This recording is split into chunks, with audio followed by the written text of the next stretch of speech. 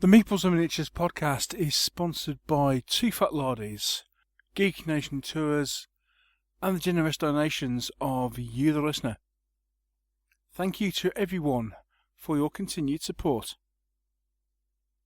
The Meeples and Miniatures podcast, episode 200, War of 1812, with Neil Shuck, Mike Hobbs, Mike Whitaker, and Dave Luff.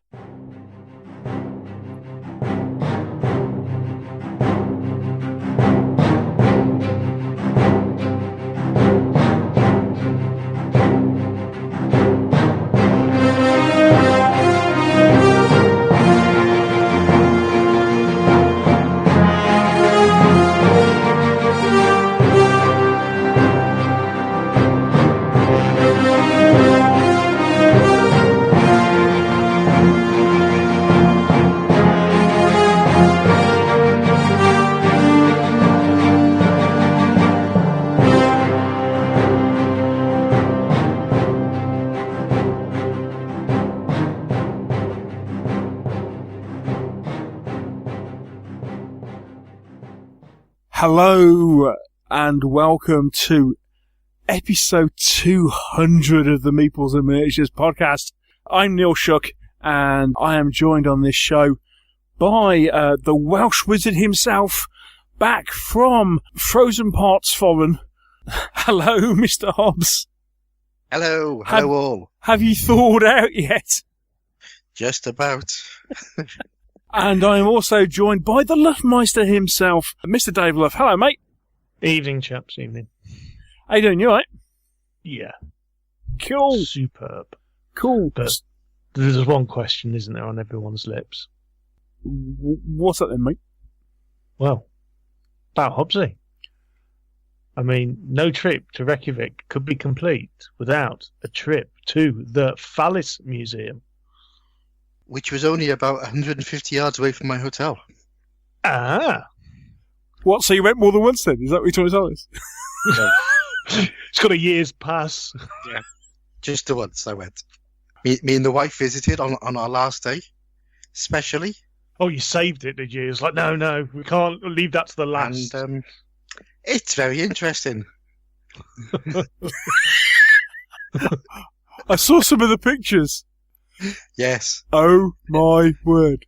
All I can say is we went in there, paid our huge amount of money to get in there, and it was just full of giggling women and a couple of blokes, me and about two other blokes who were just wandering around looking pained. oh, you know. My heart went out to every single exhibit that was in there. Yeah.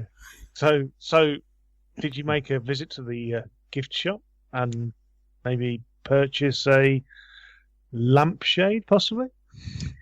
We didn't buy a lampshade. We did buy various presents, and in fact, Mr. Luff, I've got you something. Oh, no. Oh, dear. I'm going to pick it up. I can't hold it up to the camera because there isn't one. But I've got you. Well, it's almost like a dice bag, Dave. No way. Yeah, it's like a little dice baggy thing with a little zip on it. I think it might be meant to be like a purse, but you know, it's got a Velcro top where you can put your dice in, and it's got another little pocket so you can put your special dice in. Right. And it's got the logo of the Icelandic Phallological Museum on it, and a little bit of string that you can hold around your neck. Or I've noticed it's even got a little belt strap, so you can put your belt through it.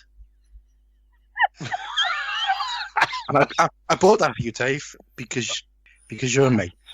Oh, thank you very much. Now I can either post it to you, or I can present it to you at OML5. Yeah. I don't know what's going to be worse, actually. Especially if all the lads are there. OML5 it is then. Oh dear. Yeah. How many dice can I get in the bag? 2? Well, oh no. Oh, this is chunky, mate. I'll take a picture of it and I'll send it over to Neil to put on the show notes. Oh, right, okay. Okay, these are potentially R-rated show notes.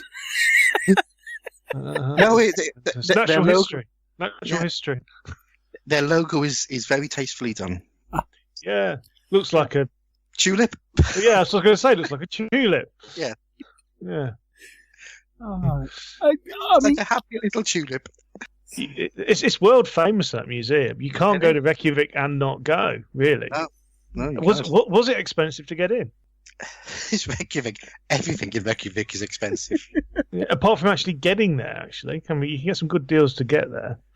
Yeah. Is it the case of Iceland has one of the highest... It's one of the most expensive places to go? Because, obviously, they have to import everything. They import an awful lot. Yeah, I mean, a pint was about 10 quid, maybe more. So, rather than usually, this was a teetotal holiday, for the Hobbs duo. Yeah, to be honest with you, we didn't have much time to drink. Good job, I think, wasn't it? We did a few tours. We went out to see the Northern Lights, which was an interesting tour. I did like your pictures of the Northern Lights. Yeah, you'd inspired. Like that. Yeah. You see, they say when you go out, they pick you up in a coach, which I should have known was a bad sign.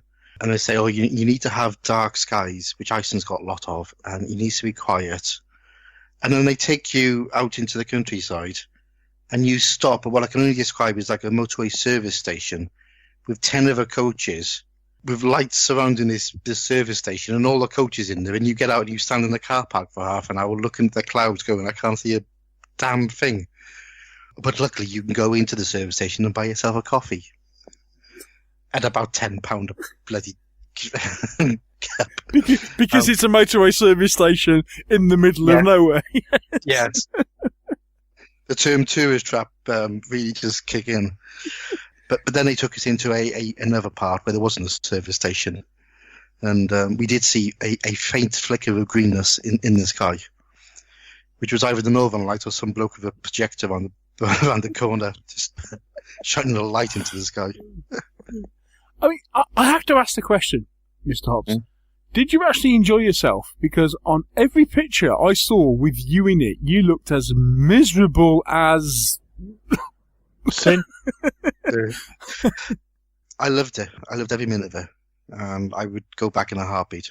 It's an awe-inspiring place. The tour we did around the Golden Circle, we saw the geysers and we saw the big waterfall, Gold Foss, and we went to the old Parliament and walked through there, and it's just stunning. Absolutely stunning place. Cold, bloody freezing. The clue's in the name, chaps.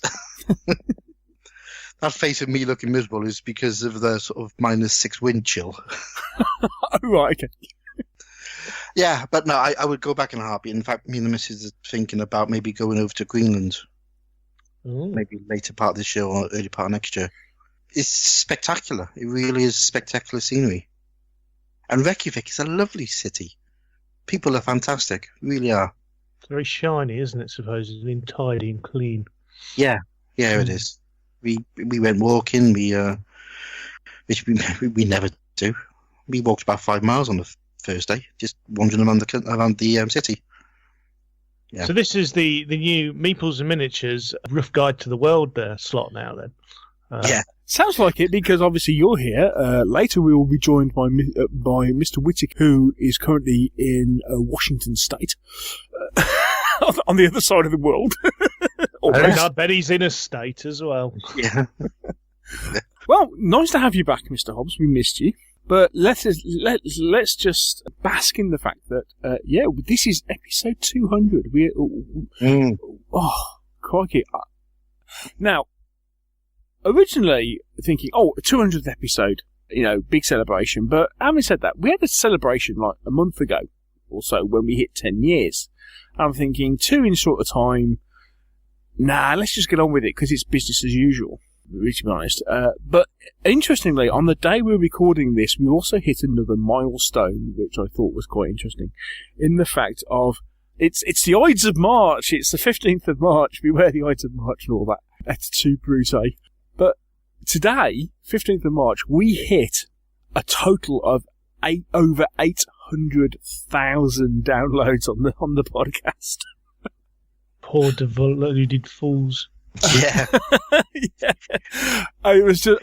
We keep doing our best to bore people. They keep coming back. Well, yeah. I mean, look what we did. We turned it into a travel show. Yeah. You spent 20 minutes talking about Iceland, and you're still here. Now we've welcomed back and finished talking about the Phallus Museum, which obviously we just had to talk about. Let's move on to other things. Shall we take a break? Shall we? We come back and we'll chat to our other globe-trotting member of the crew. Go on then. Yeah.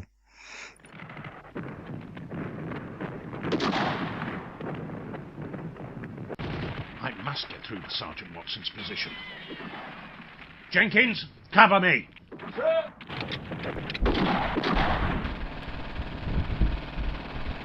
Whoa. Sergeant Watson, bring your men in. Withdraw. It's all right, sir. We're enjoying ourselves. What? Yes, sir. It's these here chain of command rules, sir. We're having great fun. Chain of command? That's right, sir. It's that challenging but fun blend of command and control. It gives me the freedom I want to fight the way I want to. Never had so much fun, sir. And we've cooked you some sausages. Can't be helped, sir. Me and the lads are staying put.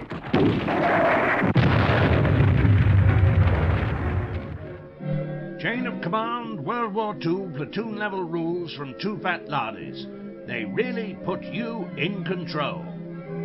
And they're even better than sausages.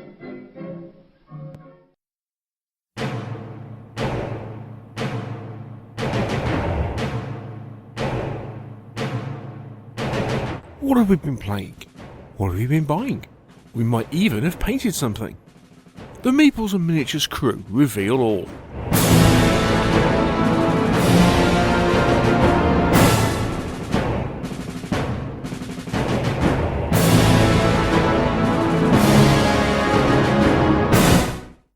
And at this point in the show, we are joined all the way from across the pond, from Washington State.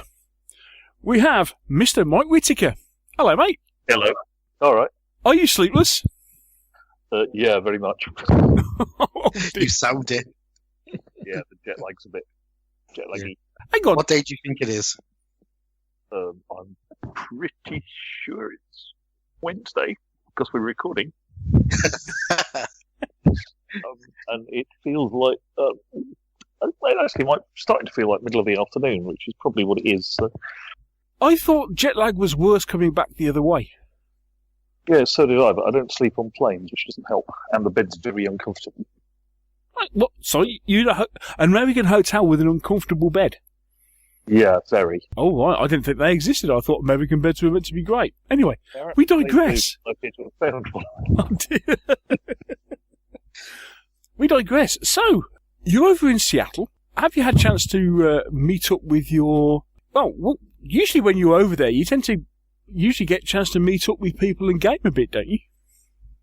Yeah, certainly. It's been a dismal failure. I got picked up by friends on Sunday, went out for a late lunch, and then discovered that their local game store had shut 5 minutes ago. Oh, disaster. Which is a crying shame, because apparently it's quite a good little board game store, and I'm not going to get another chance to go visit. So I've been largely doing security conference things for work and plotting and scheming for the Club I Ain't Been Shot One campaign. If nothing else, I suppose you were safe from wobbly shelves. Unlike some people. Hang on, I haven't bought much this week. You haven't had a chance. You've not been here. Didn't say nothing. So, moving on. So, Mike, how is it in Seattle? He says, changing the subject. It seems to import its weather from England or export its weather to England, as far as I can tell. It's sort of murky and grey, much like you'd expect over there. But a good music scene. Apparently so. I've never really had time to check it out. So how long are you actually over in the States for? I'm flying back on Thursday evening, so I shall be back in on Friday lunchtime or thereabouts and going to sleep. While you're on, let's have let's kind of have a quick catch-up about what's been going on. Okay, let's discuss a nice, non-controversial topic, shall we? Because I did raise this issue back in the last week. So, Mr. Whitaker, what are your thoughts on Travel Battle, then? From what you've seen so far? That's a good one. Let's get him when he's quiet and sleepy.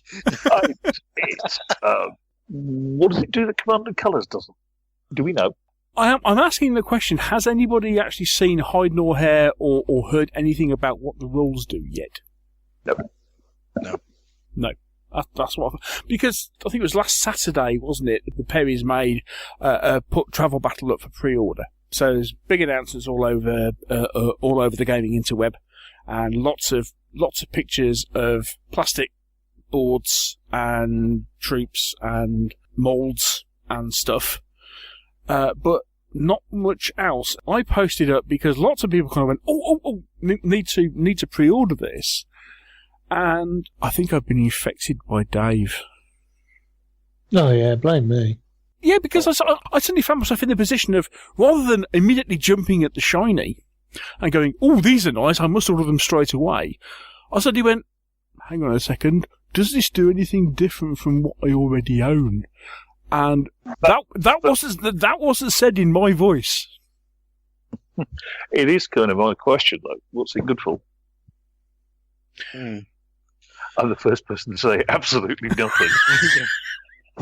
It is an odd one. It's like, I don't know what their market is, what they're trying to push it to, because wargamers, people who play small-scale Napoleonics aren't going to touch it because it's 8mm and nobody else does 8mm. And they're generic figures as well, so the button pushers will go, that's not a popular infantryman. Board gamers, yeah, they might like it, but then it's a fairly saturated market, isn't it? It's a noble thing to do, and if they're doing it as a vanity project because they want to do it, then good for them. I just don't know who's going to buy it. Funny enough, Jay Arnold, who's been on the show and is a great bloke, basically raised the subject, the point of, are they doing this to get it into the sort of retail side, sort of the Walmarts and the Asdas and that side of things? But I still don't know what the market is. And let's be fair, if that's what they're aiming for, it's a fairly steep price point. I mean, and admittedly, it's got to be that expensive simply because we all know how expensive plastic tooling is. How much is it? I didn't see. It's £50. Yeah, that's perfectly reasonable, I suppose. Plastic tooling is very economies of scale. The more you shift, just that's Reaper. Oh yes, certainly, yeah. But as I say, that's the one thing that, well, I'd say the thoughts across my mind was, okay, plastic means that they have to produce lots of them. It's very small. I mean, the board is 10 inches by 20 inches? Yeah, you get 2 10 by 10 plastic boards. Yeah, but you're going to have to be fairly hefty, because otherwise you're going to get a bit of warping. I think the short answer is we really don't know enough to comment, do we? Yeah. That was kind of my point. That was kind of one of the reasons why I posted what I did, where I said about, because everyone was kind of going, oh yeah, I need to pre-order this, and it's like, hang on a second, shouldn't we at least wait to see kind of what the game's like? Because they were, especially when they were sort of, this is all going to be simple rules and what have you. It just flagged up a couple of alarm bells. I mean, I'm usually a huge fan of what the Perrys do because generally they're pretty gorgeous things. But I just wonder what your thoughts on it, guys, and whether I was just being completely off the wall. I noticed pardon? I'm not going to pre-order it. I noticed Mr. Luff is very silent about this. Silent. Well, you guys are in full flow. You're saying everything, I mean, are we just channeling the inner Luff? Are you sitting there going, aha, finally they've been listening to me? Well, yeah. Been saying it for years. Might catch on. I really think this is just almost like a vanity project. And it's one of the things that Perrys do, and it's great that they do it because they sort of want to play a period. So they produce a set of beautiful figures for that period, like the Carlisle Wars stuff they did, which everyone went, what's that? And then suddenly everybody wants to play it.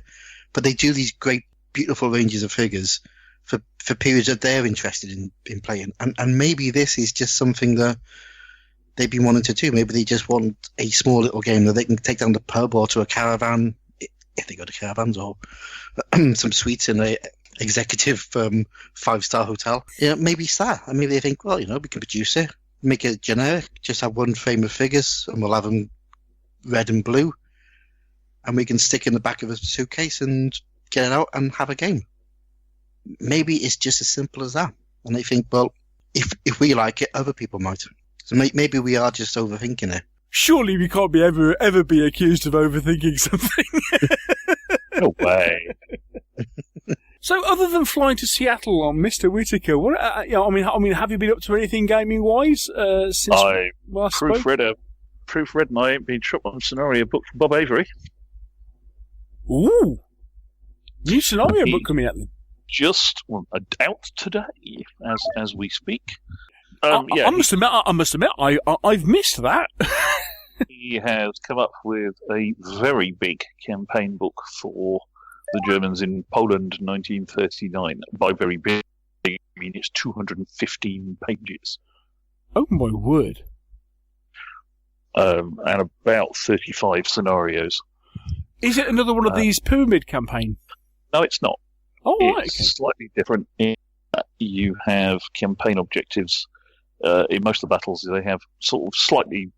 It's either, your classic. You must cause X of the opposition to leave the table by X, by Y, or he's actually got slightly Flames of War style objective markers. You must be in control of X in out of the M objective markers by the end of the nth rotation of the turn end card or something. There's some quite neat mechanisms, some very neat little scenarios and setups that I shall be nicking.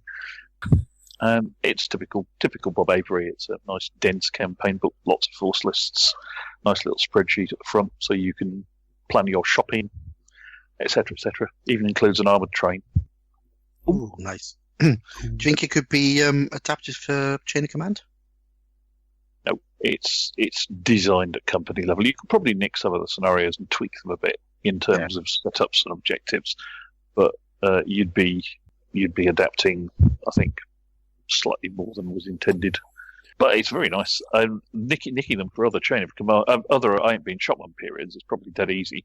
But yeah, they look rather nice. There's probably some quite fun little terrain building needs done for some of them as well. There's at least one castle. You've got to have a Polish castle, haven't you? You've got to have a Polish castle, mate. A big pointy one. But yeah, it's rather good. I had a good read through it because I was proofing it for him, and yeah, it looks good.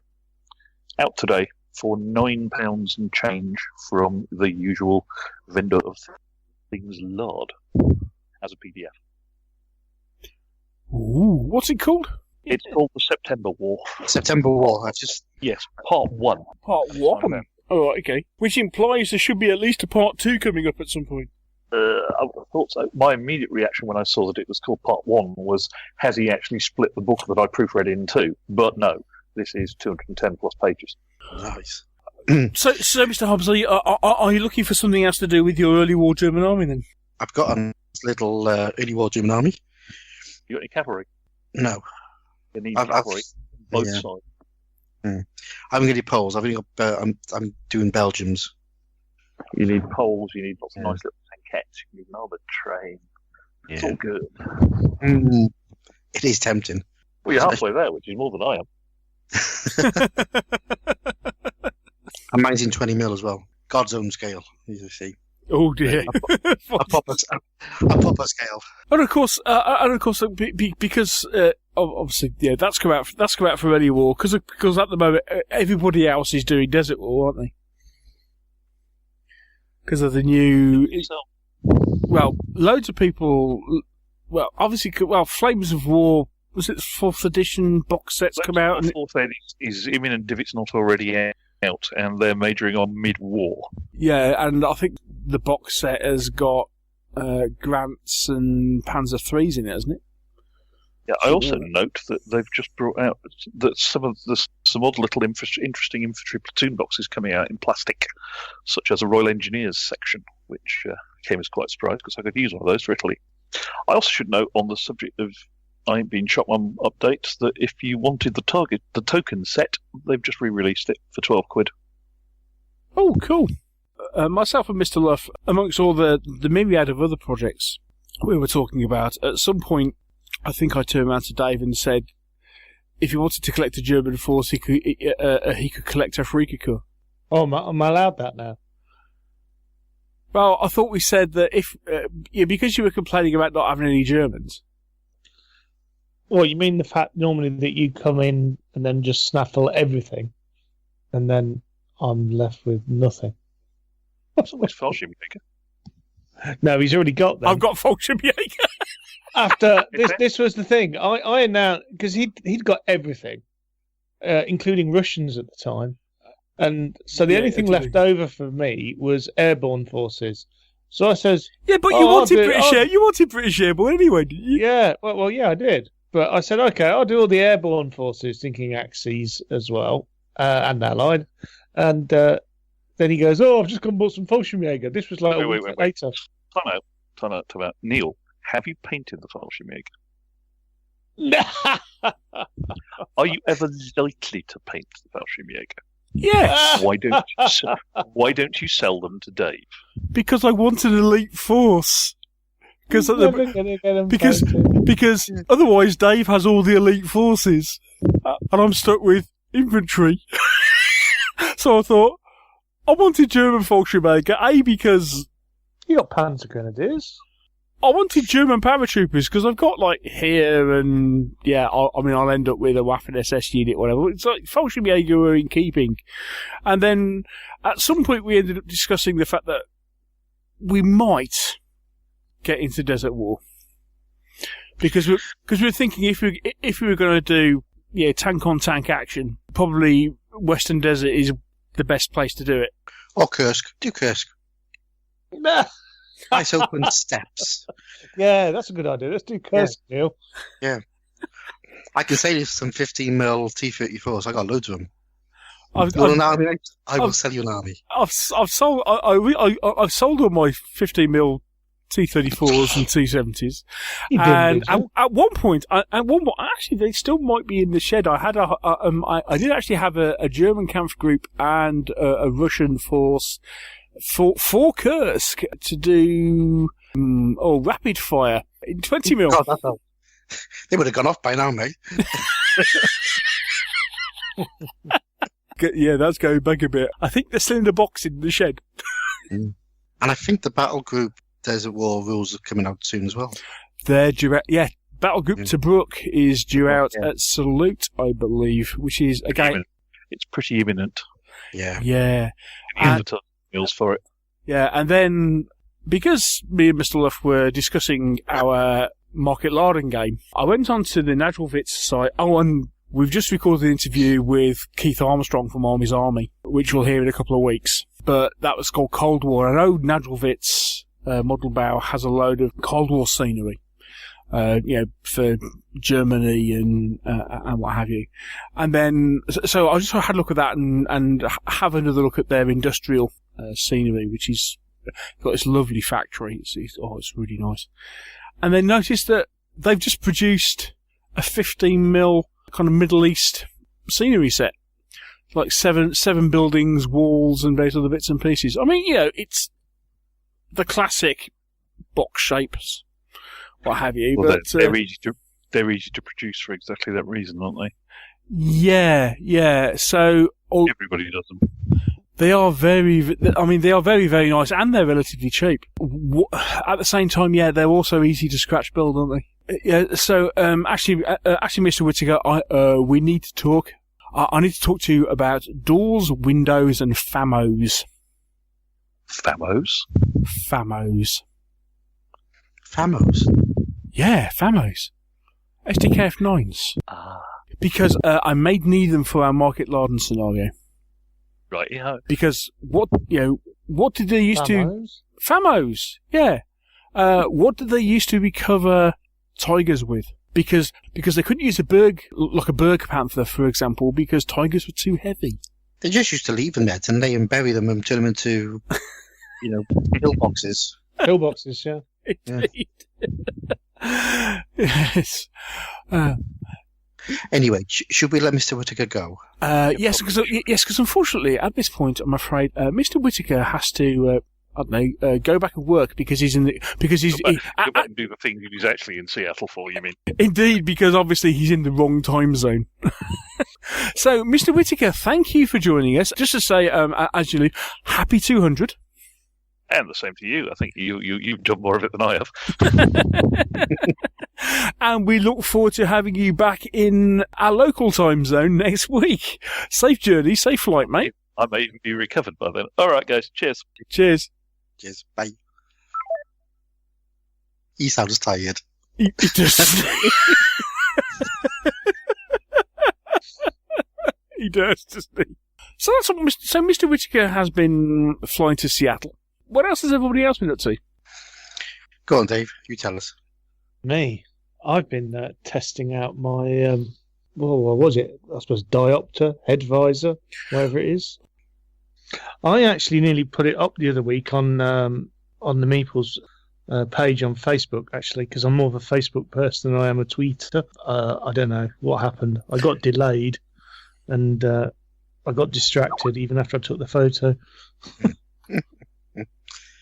Nicholas Caldwell. Yeah, I see. Yeah. Thank you to Mr. Love. His magnifying headset has just arrived. It's a damn good piece of kit. Yeah? Yeah, it's very good. Very good. Yeah, very comfortable to wear, actually. I wonder which version he bought, because there is a new version out there, the upgraded version, and they didn't have any left on Amazon when I bought mine, so he was quite lucky to buy one of those, actually. They must have got some more in this week, or the end of last week. I did find, because there were some different branded ones which were similar by a company called Rightwell, which I think I put a link to them in the show notes. They were pretty much. Yeah, I mean, because you showed them to me last week, and I'm not sure whether I prefer them to. Yeah, because I've got an Optivisor, and I'm not quite sure whether I prefer my Optivisor to them. I think it'd be a case of I have to kind of, It's because you've got used to your Optivisor. That's the thing. What I like about that is that you can actually look around the lenses, where an Optivisor you always have to flick it up, don't you? Yeah. Where with that you can actually look around the lenses, so you haven't got to mess around with flicking it up, to look to see exactly where that paint pot is or whatever, or which is the next figure you need to pick up or anything like that. So you can actually look around the lens quite easily. It's really sort of right in the magnification is right in the front of your vision. It is looking straight forward, so it's quite easy to look round the lenses, and that light on it is absolutely phenomenal, to be honest. Earlier on this evening, I was painting in the lounge and with nothing on, but nothing on. That sounds wrong, doesn't it? Nothing on, but that light. You were. I just had that light on. I've just had that Homer Simpson vision bring into my head. Yeah, Dave painting in underpants. Underpants. Oh dear, that's just wrong now. I feel like, okay. Yeah, the light. It's just got two little LED lights on it, and as it was getting dark later on this evening, I suddenly realised I hadn't got any lights on in the house, and I was just sitting here with my headset up, with the headset thingamajig, whatever you want to call it, and busy painting away, and it was dark. Apart from the figure, of course. So you've been painting then? Oh, that's giving it away. Yeah, I have. Yeah, well, put pressure on me, didn't you? We've got Market Larden coming up soon. We've got to get things finished. So what's that, British infantry? British infantry. Lots of them. Because it's only a platoon's worth. Well, yes, it's only a platoon's worth. But then, in the way of Shuck, of course, you've got to have every single possible variant that's going, and spares, and something else just in case they have this. So it starts off at about 30 figures, but by the time Shuck's got involved, it's about 50 to 60. you want to learn some of mine? I'm cracking on with them actually. I don't know, having one of these Optivisey thingamajiggy head things, whatever you want to call it, for want of a better word for what this is, it's quite a bit of a double-edged sword, because all of a sudden you start seeing all the things that you didn't see before. Yeah, I don't think I'd use it for 15 because you get into some real detail. Yeah, when you put the figure down, you think I can't really see it anyway. Yeah, and then you start suddenly going, oh well, I can paint this and I can paint that, and that hand grenade that's sitting on his belt that I never knew was there, but looks massive now. I can paint that.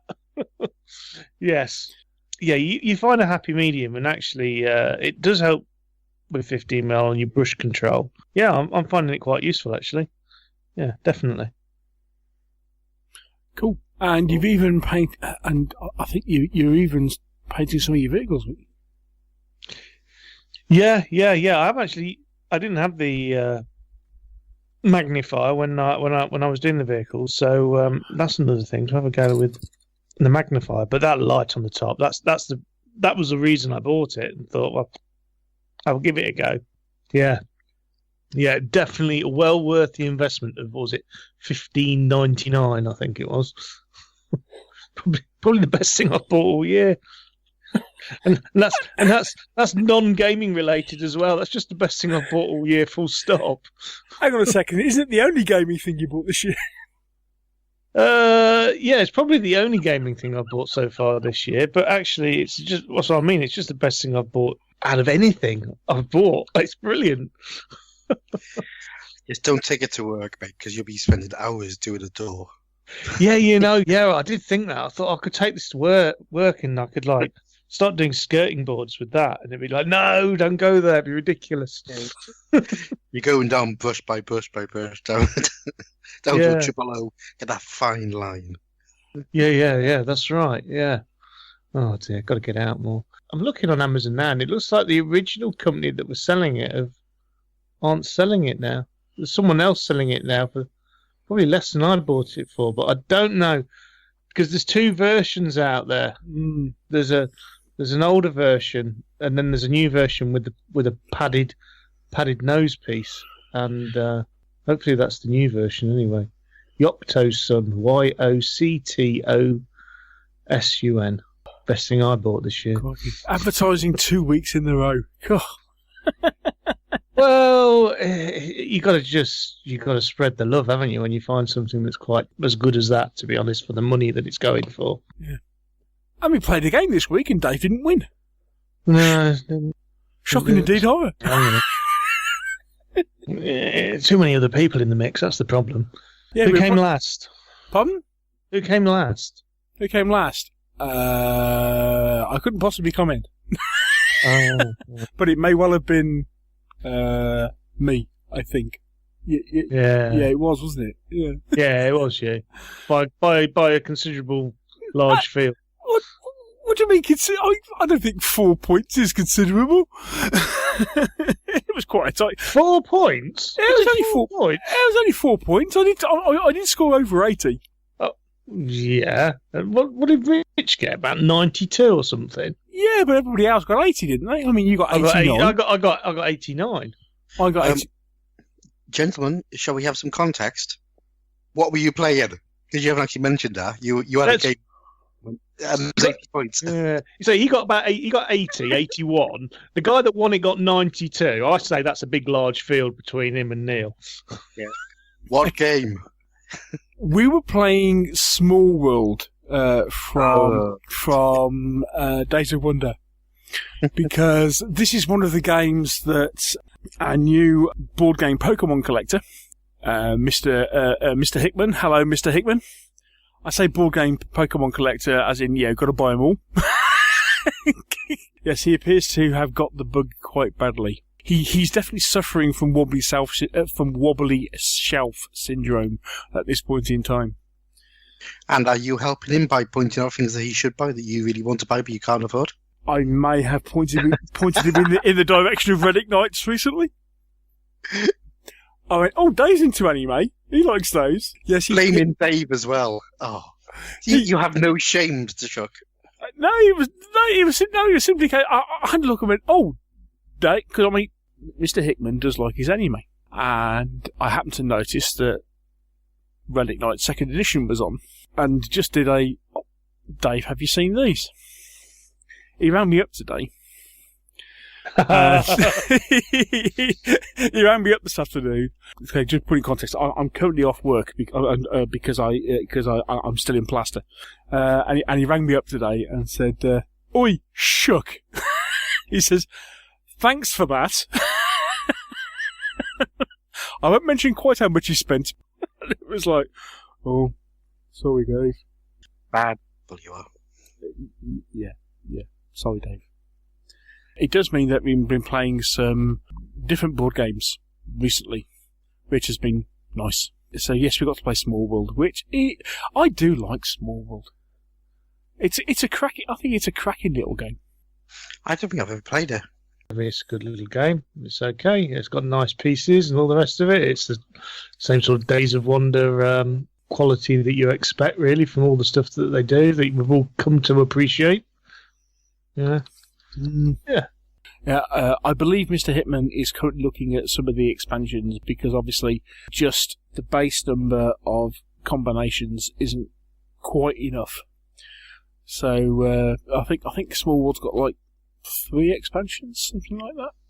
They're not massive, but they just had like, you know, a few more troops and a few more abilities, and obviously it just adds to the combinations and replayability. So you could be playing that a lot, maybe. Maybe not.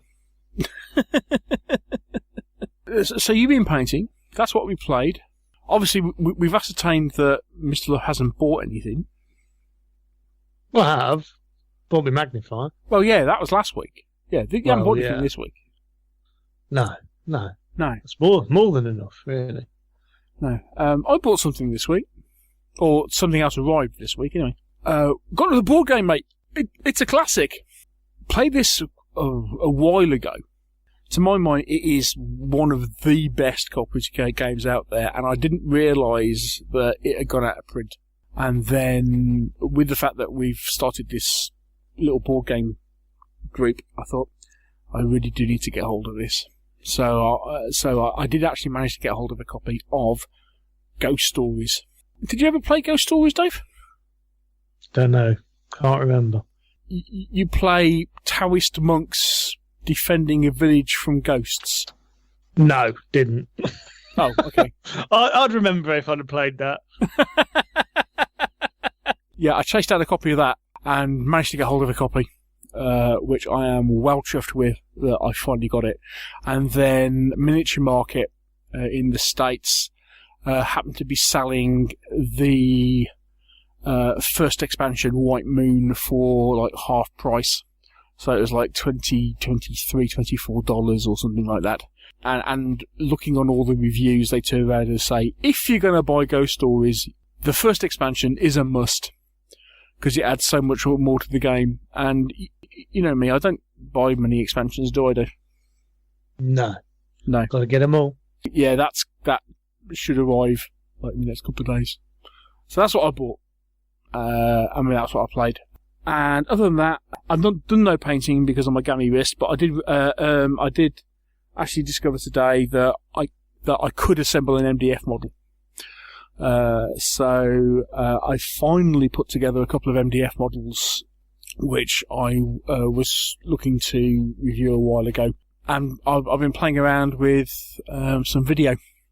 So that should appear hopefully next week, if I get a chance. For a new video review. I've been playing around with building a bit of MDF. That's me. So, just because you can build MDF, should you be building MDF considering you're broken your wrist and you're meant to be resting it? Got bored. I know you got bored because you're updating the blog all the time.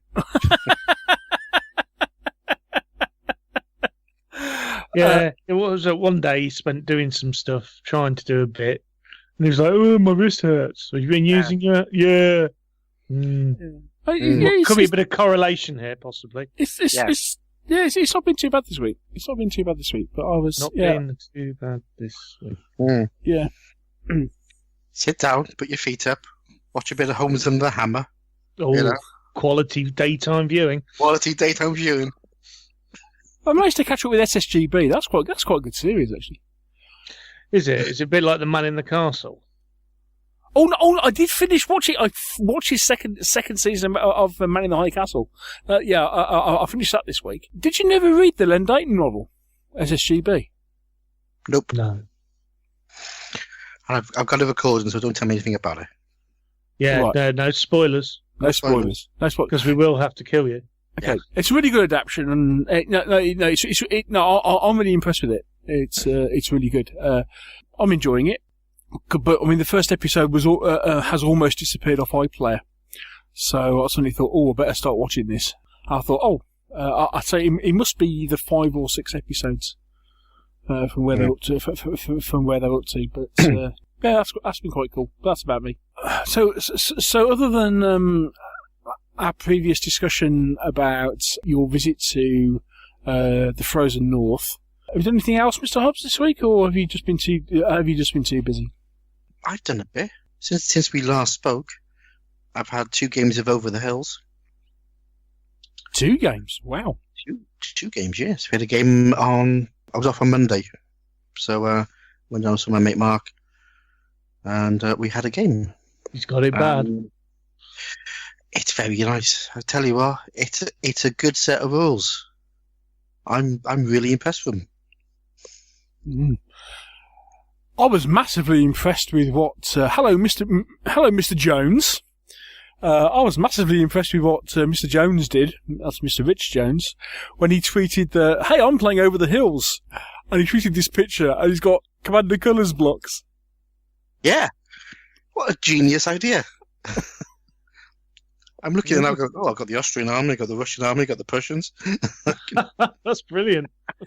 Yeah, a blocks a figure sort of thing. So you get like a formation is like 10 by 2 or 5 by 2 or something. It's like a genius, absolutely brilliant. Because obviously then it looks like the old fashioned top down views of troop movements. It's a brilliant idea.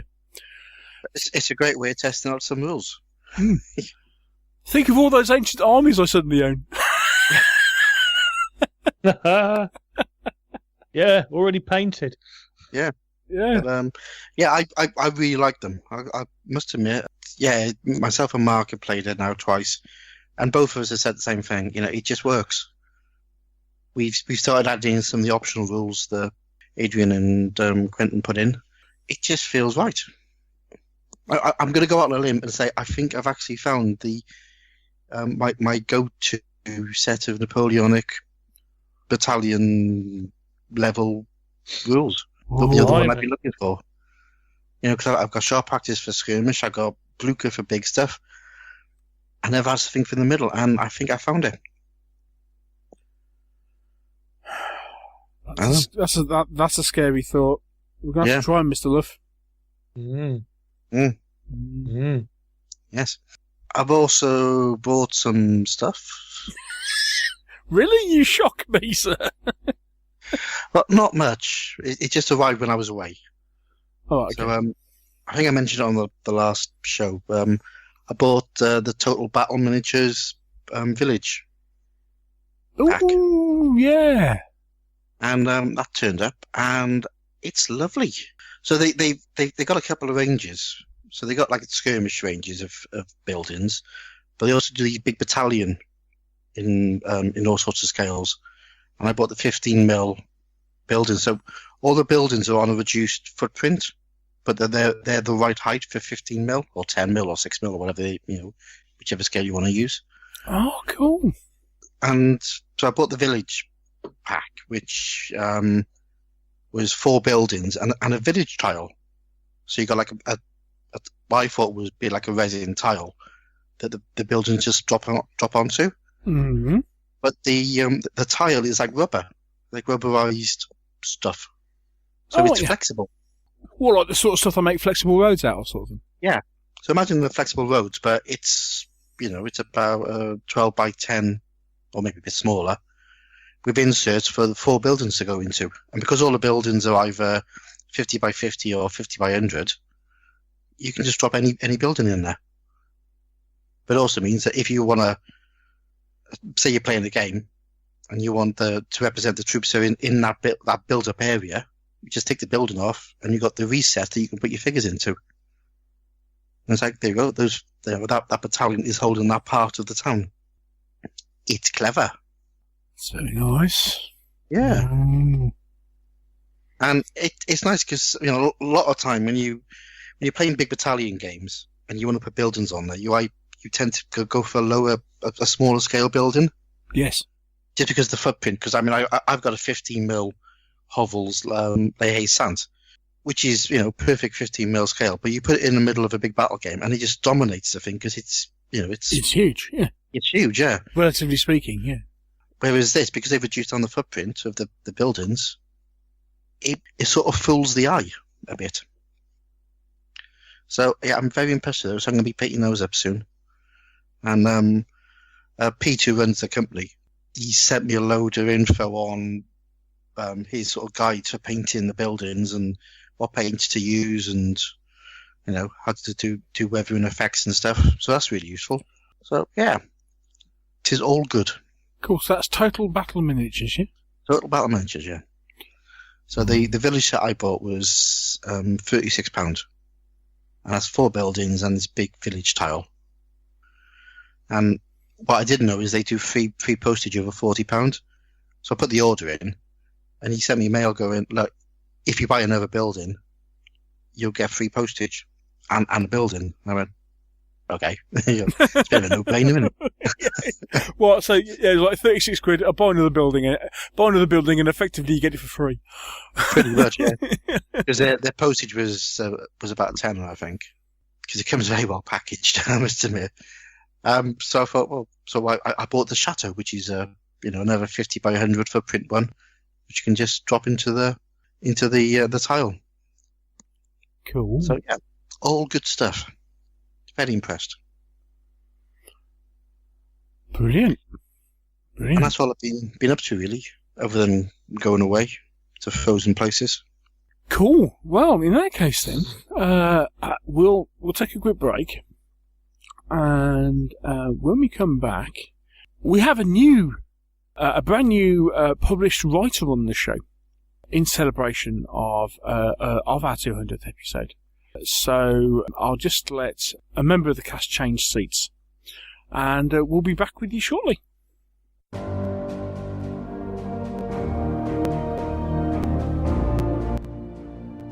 This is a message from The Cranky Lawyer. Huzzah! Please plan to join us for 3 great days of the best our hobby has to offer. Beautiful tabletops, challenging scenarios, board games, a wonderful variety of gaming-related shopping, and great company. Huzzah! May 19th to the 21st, 2017, South Portland, Maine. Miniatures games, board games, tournaments, vendors, raffle and great company. Join us for 3 days of fun. If you want to learn more about shoutouts, visit our Patreon page. The link is on the website.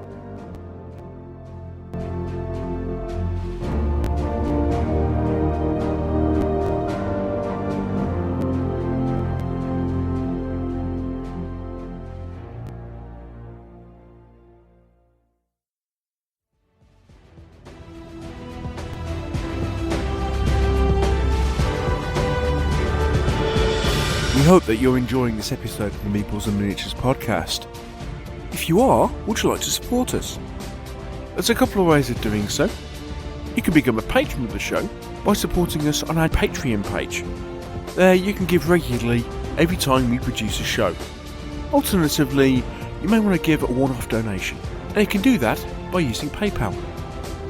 For more details on both these options, please click on the Donate tab on our website, www.meeplesandminiatures.co.uk.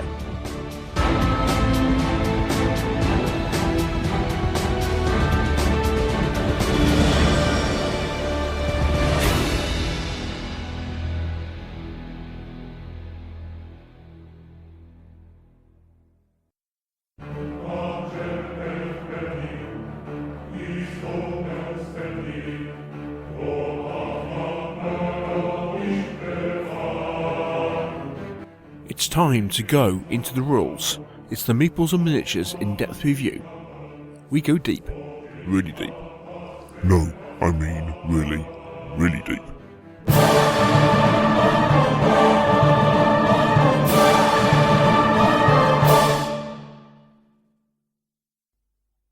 And so we're back.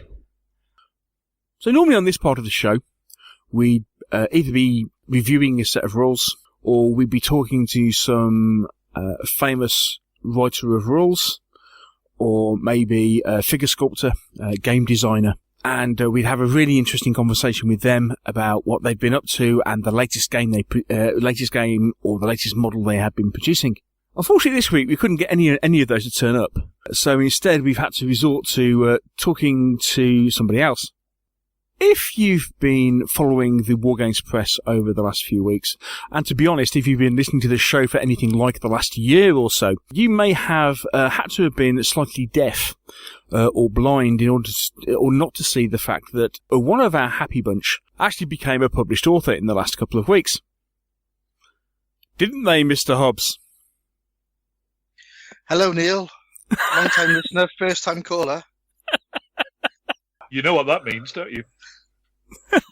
Now, okay, right, now, there is a history behind this because somebody maintains that since they came on the show, back on episode 78, they have never gone through the process of turning around and saying, this is how I got into the hobby. Now, personally, from my way of thinking, if you've been a co-host on a podcast since episode 78, and we're now on episode 200, and at some point you haven't talked about how you got into the hobby, you're simply not trying hard enough. I should point out that on episode whatever it was that I started on, you explicitly asked me. Indeed. Precedent, sir, precedent. I don't think you ever asked Rich, but... Or Luffy.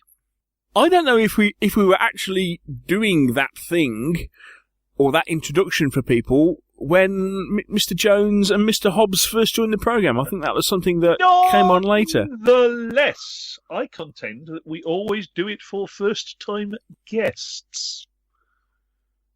Oh, more and interviewees. And he is a first-time interviewee. Well, actually, no, he isn't. Because the first time he came on the show, we were interviewing him about Saga. But okay. You've been hoisted by your own petard. I was a guest then, and you didn't ask me. So you clearly need to. Yes. So obviously, I have been completely remiss over the last 122 episodes in failing to ask Mr. Hobbs that most important question. Can I borrow a $5? No, he's asked me that a lot of times. Where did babies come from? You know the only reason that question's not getting asked is Luffy isn't here. I've linked to the book. Read it. Sorry, being serious now. Yes, edit point. Yeah. So then, Mr. Michael Hobbs, published author of an official supplement for a set of rules. How did you get into gaming? Good question, Neil. Thank you for asking me that. Well, I have alluded to some of my past, but I think it's time for me to share everything, really, and tell you the story. Yeah, but the bits you've alluded to, I've had to edit out in the past. That's true. No. So, I was born the 12th illegitimate son of the 4th Earl of Winburn. My early years were spent in public school, working as a chimney sweep and a part-time fag. I survived on leftover table scraps from the 2,572 pupils, which may have caused some glandular problems in later life. The chimney sweeping was put on hold after they spent 3 days trying to get me out of one of the chimneys, using a mix of WD-40 and a high-pressure hose. I've been eating ever since, just to maintain that physique so they can't send me back up the chimneys. On leaving school, I wandered the earth, righting wrongs and doing good deeds, until one day I came across an abandoned copy of White Dwarf in a skip outside a Wimpy Bar in Cardiff, and long-suppressed memories of my youth returned. I remembered a time when I was a boy, when myself and some friends 2 garden gnomes and the school's pet hamster. We would sit around playing role-playing games. I, of course, was the games master, as the hamster couldn't speak and the gnomes, well, they were jerks. I spent hours designing adventures and watching my friends work their way through them until everyone got bored and we all went home. Those were the good times, Neil. It was at this point I decided to give up the transient world and devote my life to wargaming. Smartened myself up, I found a job, and I got married. Not in that order. And I became the Wargames butterfly. Over the next few years, I studied the art of wargaming, and I bought every figure I could find. Rules were read, armies painted, and games played. I became a member of the secret society of elite wargamers, which is the society that controls all wargaming. And I moved in circles that ordinary people could only dream about. I went to parties, I drank champagne, and I feasted on caviar. But it was all too much. Something had to give. My fall from grace happened during a multiplayer game of the Battle of Salamanca, held at the secret country manor, known only as Beast Towers. The game was going well. After 2 days of frantic play, we'd reached the point where something might just happen. But somebody noticed that my 150-figure regiment of the 23rd Foot Royal Welsh Fusiliers were painted with facings of a slightly wrong shade of blue. This was a breach of protocol, and I was drummed out of the society, left to again wander the earth, righting wrongs and doing good deeds. And then one day, I listened to Meeples and Miniatures, and the Welsh Wizzard was born. There you go, that's my history. I'm stunned. I waited 2 minutes. I waited 120 episodes for that. I thought it was quite good. It's all true, you know. Right, well, thank you for sharing that with us, Mr. Hobbs. And I'm sure people have gained a huge insight. I mean, do you still talk to the hamster? No. Are you you spoken to either of the gnomes recently? Well, we did meet up with the gnomes in St. Albans last year. Oh, right. No, sorry. I was just wondering if their names were Jeff and Steve, but there we go. No. Hi, Jeff. Hi, Steve.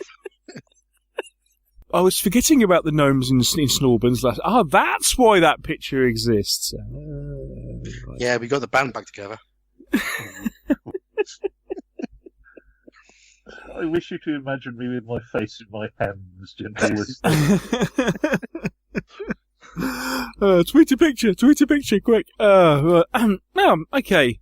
Who said we were being serious for our 200th episode? Anyway, as I mentioned, we may have talked, perhaps once or twice, we might have just mentioned it in passing, about a particular project that Mr. Hobbs has been working on for... year? 18 months? Yeah, possibly a bit more. The core idea started about 5 years ago. I obviously alluded to the fact that 2 weeks ago, Two Fat Lardis published a new supplement for the Sharp Practice rules, that being entitled The War of 1812, written by Michael Hobbs Esquire. We are honoured and pleased to have the author with us this evening, and we thought we'd find out a little bit more about it.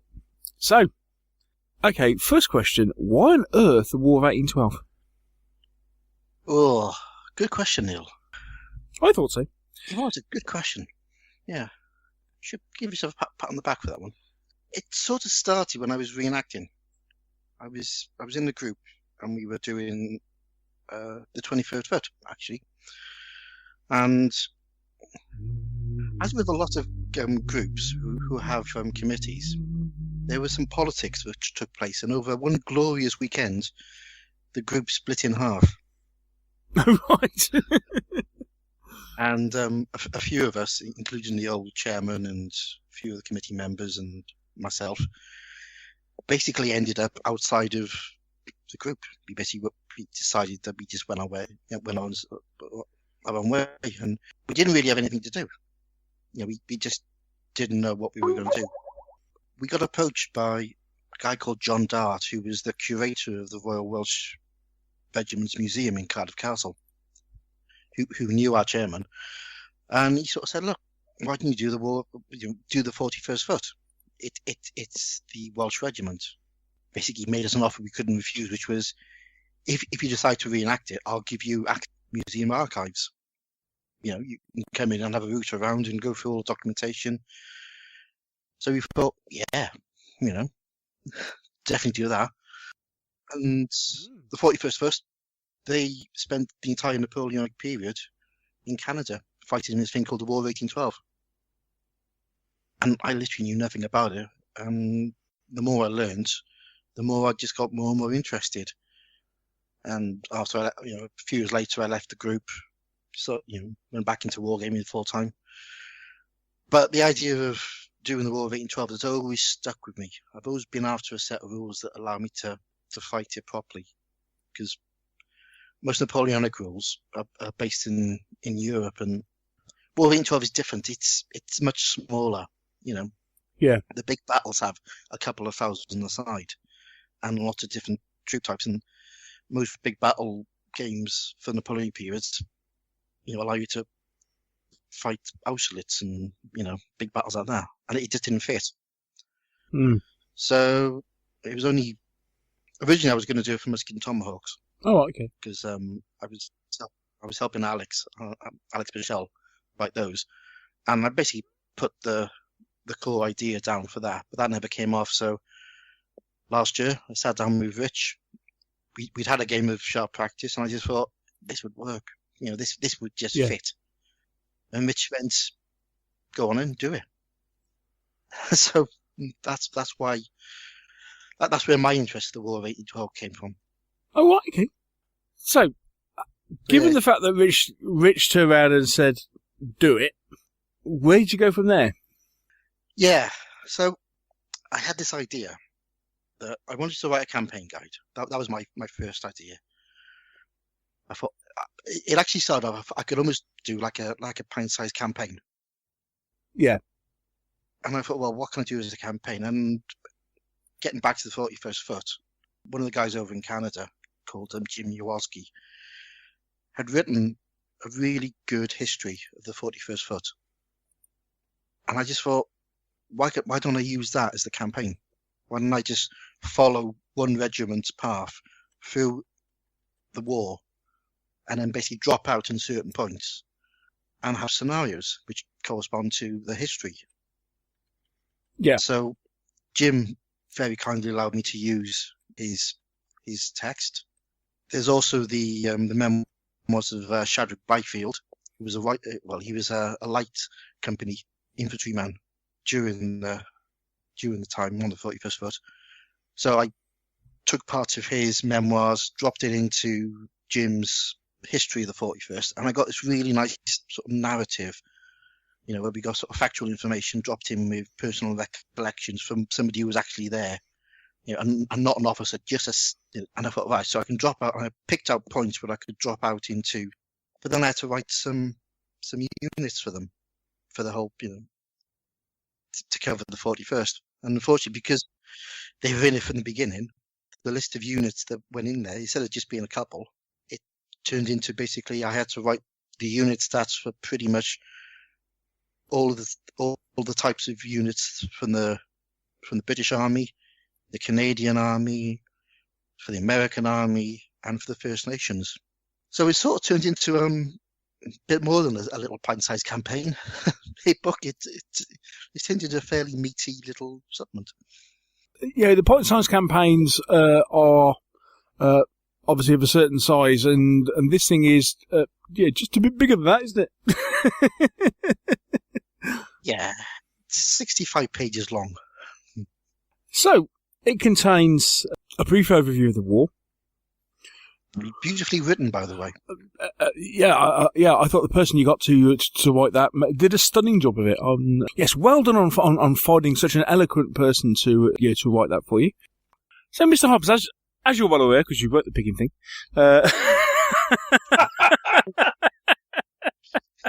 he's probably erased it all from his mind now. Yes. Right. I've slept since. So after the overview, you've got a brief how to use the campaign guide, and then you go into a description of the combatants, and as you said, it kind of got a little bit out of hand. So how did you go about actually doing all your research for the forces involved? I read an awful lot of books, to be honest with you. I think the thing with sharp practice is you've got to try and get to the nub of any force and try and bring out what makes them different from the norm. I sort of started off by doing the British Army because that seemed to be the sort of baseline. So I did those first, and obviously I knew about the structure of the regiments, and I knew how the companies worked, and I could describe a standard British regiment by company quite easily. And obviously we got Marines who also fought, so I did a lot of research on who basically fought. I try to concentrate on the Canadian frontier, because War of 1812 also, there was a lot of stuff going on, but the 41st were in Canada. They were mostly around Niagara and the Great Lakes, so I concentrated on that part. So I literally made a list. I made a list of who was fighting in that area, and then from that I sketched out the unit types that I wanted to have, and started with the British Army. Went through them. So I wrote quite a bit of stuff about each army, some more generalized history in there. Tried to explain how a regiment is put together, how the cavalry put together, how artillery were assembled, the sort of weapons that you'd see out there. Because over in Canada, these weren't the troops getting the best equipment. The artillery used all sorts of stuff. They even used ship guns. Oh, wow. It was all sorts of stuff, which, again, just adds to the colour. So I sat down, I made a list of, right, I need centre company, I need flank companies, we got Marines. Marines, they were acting as skirmishers mostly. There was scouts who went around with the British troops as guides. There was some cavalry, but they turned up late and they didn't really do much. Sometimes they fought on foot. The artillery would be penny packets. And like I say, all sorts of weapons. So I picked up information, wrote it all down, and then just sat down and wrote the force lists for those, and then pointed them up. And then I did a similar thing with the Canadian forces. So again, lots of research into how the Canadian army was put together. It's a bit of a misnomer. You can't really call it the Canadian army because Canada didn't actually exist. It was a British colony at that time. But they sort of existed as a Canadian army. So you had the regular troops they were known as the Fencibles, who were pretty much on par with the British regiments. But then you had militia, and you had different types of militia. You had the select embodied militia, and then you had the sedentary militia. So the select militia were ones who signed up for 2 years, were drilled with their British and Canadian counterparts.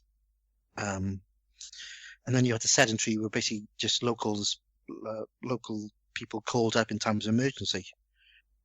So you had those, and obviously lots of research into the uniforms, because I had to, once I was putting this together, I was thinking, I got to play test this, and we'll probably need some photographs. I'm going to need to get some armies. So I started putting the armies together. And again, with the Canadians, you got lots and lots of different sort of odd regiments there, sort of light companies, more cavalry, more different types of artillery, and they fought alongside the British. So again, writing up the stats for those, trying to make them fit in with what I have with the British. They obviously were, some of them were on par with the British at the early stages, some of them weren't, so I was trying to sort of drop all that in. So again, it is just a case of sitting down, working out a list of the regiments that you want to appear, and then you start them up and you play test them and you rewrite them, and then you rewrite them again, and you keep doing that. Once I did the Canadians, I did the First Nation troops, because they fought alongside the British and Canadians, and that was quite a difficult one, because I had it stuck in my head that, probably from watching, Last of the Mohicans and, the French Indian Wars, that the Indian troops were sort of skirmishers running around, and chucking tomahawks and all that. But Yeah. in this period, they sort of weren't. They almost settled down. So you had big groups of Indian warriors who fought as light troops, but you also had skirmishers. And so he was trying to get a mix and match. So I didn't want to just have one set of Indian troops. Yeah. Because they did fight in very very different ways. And also how they amalgamated with the British and Canadians was interesting. Sometimes they fought on their own. Sometimes they fought with, some Canadian troops with them. Sometimes they fought under the British troops. So, there was lots of ways that these troops could be put together. Yeah. So again, trial and error. We dropped in a few different abilities. I played around with some different forces. So I tried to fit in, as well as doing the unit types. I tried to fit in sort of armies, little mini armies as well, that like you got in the Sharp Practice book. Yeah. So you can take a force. So I dropped those in as well. And then after that, it was the Americans. And the Americans were the American army in the period is very interesting. In what way? With the British and the Canadians, the supreme commander is a general. Mm-hmm. Or, in America, the supreme commander is a politician. And I think that does affect how the Americans see warfare, perhaps. Mm. And I'm sure that there are lots of people in America who are now jumping in and going, this boy doesn't know what he's talking about. But, you have to get away from the fact that I think the American army, especially in this period, it was quite a political thing, because you had the regular army. And at the beginning of the war, the regular army wasn't that brilliant. Mm. There was very high employment in America. So the only people who joined the army weren't possibly the best type of person out there. And the commanders they had were probably getting on a bit. Some of them were fighting in the War of Independence. But on top of that, you also had the militias. So these were each state had militia forces, and the militias would normally only fight in their state. Right. Which, when you going on a war, when you look at this war, the US declared war on Britain and tried to invade Canada, which is a bit difficult when half your army won't actually cross the state line. Yeah. And there's also the fact that when it comes to an American army in the field, the most senior officer is the one in charge. Being a regular officer doesn't give you, it doesn't mean that you're the senior.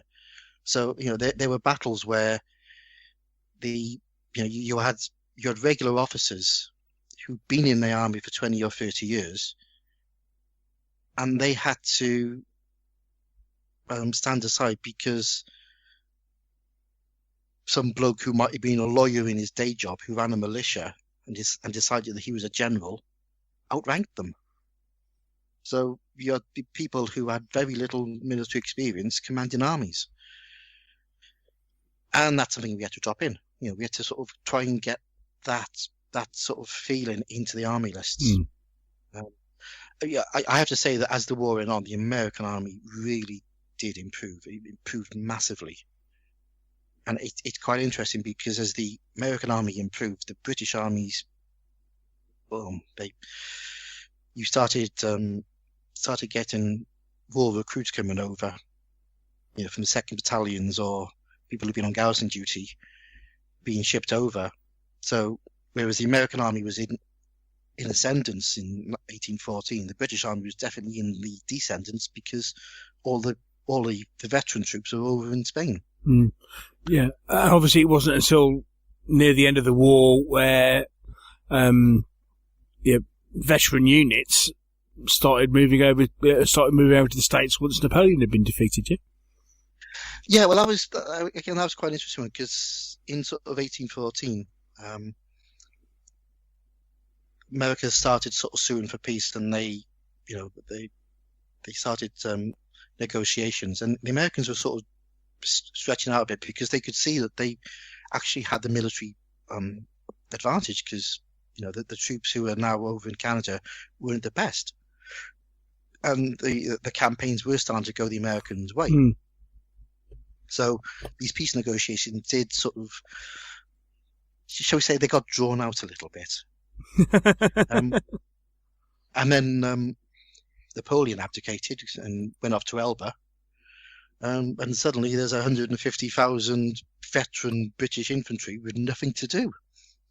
And quite a few of them started jumping on boats and heading over to Canada. And at that point, the Americans really wanted to finish the war off because, they knew as soon as they landed in Canada, things would change quite dramatically. Yeah. So the American Army, again, it's interesting. Lots and lots of state militia that you've got to drop in there. The regular infantry, you've literally got a time bandit. Where you sort of say, right, in 1812, 1813, the British were very, very good. The Americans weren't so good. 1814, the British were on the wane. The Americans were getting better. So I've had to do different stats for the different periods of the year. Yeah, but of course, the great thing about sharp practice is that you can do that. Yeah. That you can change, you can add different special keywords to each force. You can push your big men up, down. You can generally fiddle, and you can make two what looks like two identical forces behave completely differently. Yeah, exactly right, Mike. And that's what I try to do. So you'll see, like, if you look at the American regular infantry stats, there's one for 1812 and 1813, and then there's the one for 1814, which is slightly better. Points-wise, it's slightly different. And you can do it all, as you say, by using the abilities that you've got. And I got quite a way into it, and I thought I was doing really well. I got a push on the Lardies list by a guy from Canada, Robert Hanks, got in touch with me and said, look, could he help? And I knew that he knew an awful lot about the war. So I sent him the manuscript. And we then basically worked together just to finish it off. And it was great because he was able to see things that I hadn't noticed. Because I was so immersed in this thing that I started to get slightly myopic. Yeah. You needed somebody else to come in and go, why have you got this stat here and this stat here and this, and he just helped me balance the whole thing. And he sent me some really interesting information. He fleshed out some of the history. Yeah, and I think without Robert's help, this wouldn't have happened. Because I started to tie myself in knots. Yeah. And I still I'd written all the scenarios, and I play tested all the scenarios, but I still didn't have the troop types exactly how I wanted them. And he came in and he sorted all that out for me, which was great. Sometimes you just develop a blind spot, don't you? Yeah. Yeah, when you stare at something for too long, yeah, you do. The whole words stop making sense. Everything else is, what is this 4 letters here that I used to be a word? Yeah. So that's the army list. So the army lists are quite. There's quite a lot of them. Well, yeah, yes. It strikes me for a start that considering it's, for want of a better phrase, such a small war, there's an awful lot in it. And there's an awful lot of breadth, an awful lot of opportunity to do all sorts of different bits and pieces that you wouldn't normally do in what is effectively a Napoleonic force. Yeah, exactly. because if you look at something like the Peninsular War, it's regiments of troops. Line troops, light troops. But once you get over into Canada, the regular troops, there weren't many of them. So most of the fighting, it was quite rare that you get a whole regiment acting as a regiment. They were split up. The 41st was split up into, one stage we had the flank companies being sent off to act as marines on the ships on the Great Lakes. Right. Where they got decimated. You had the centre companies being split off once after the Battle of the Thames, which was the bigger battles, the first battalion ceased to exist. Literally ceased to exist. There was hardly any of them left, and they brought up. They just raised the second battalion, and they arrived in Canada, and basically got reformed to be the first battalion with what was left from the survivors of the previous couple of years. And then they got split out to basically act as garrisons across the border. So you'd have a half company of British regulars with some Canadian militia troops looking after a fort somewhere on the border. So it's quite interesting. You don't get the standard standard Napoleonic battle where you got lots and lots of regiments. You basically got small group actions happening all up and down up and down the border. Because you obviously had the campaigns, the big campaigns were going on, but there was always this sort of probing attacks that was happening all the way down. So, like you say, you get a big mix. So, and obviously that's absolutely ideal for a game such as Sharp Practice. And that was the main reason why I wanted to do it. Is because chatting to Rich in a pub a year ago, you were talking about Sharp Practice, and this is before it came out. He was sort of describing how forces were put together, and I thought, that would work. I could do like a scouting force with a couple of groups of regular infantry and maybe some militia and some cavalry and some Indians as guides. That would make a fantastic Sharp Practice force. And that's what I wanted to do. I wanted to mix and match. I wanted to shake it up a bit, but try and keep it historically accurate as possible. Yeah. So how did you source all your scenarios, and how did you come to choose what scenarios to put in the supplement? They fell out of the history that Jim wrote. I read that, and then alongside that I read Chadwick Byfield's journal, and I wrote it all down, and I just sort of read through it, and I thought, well, this would make an interesting one. So the first one was an easy one, which was the Queenston Heights. Yeah. Which was the first American attack, because it was a great American attack, because they crossed the river in boats, attacked a village, took a redoubt, and then there was a big counterattack by the British. And I thought, well, that could make two really good scenarios. So I basically made some notes, right? So I went off then, read an awful lot more about that battle, worked out where I wanted the scenarios to take place. So I thought, I want to have one which is the landing. So we had the American landing. Remembering, of course, that this was actually one of those occasions where the American commander-in-chief was a lawyer who planned this whole thing. His second in command, who was a regular officer, didn't like taking orders from this lawyer, so he took his force 20 miles upstream and refused to come back.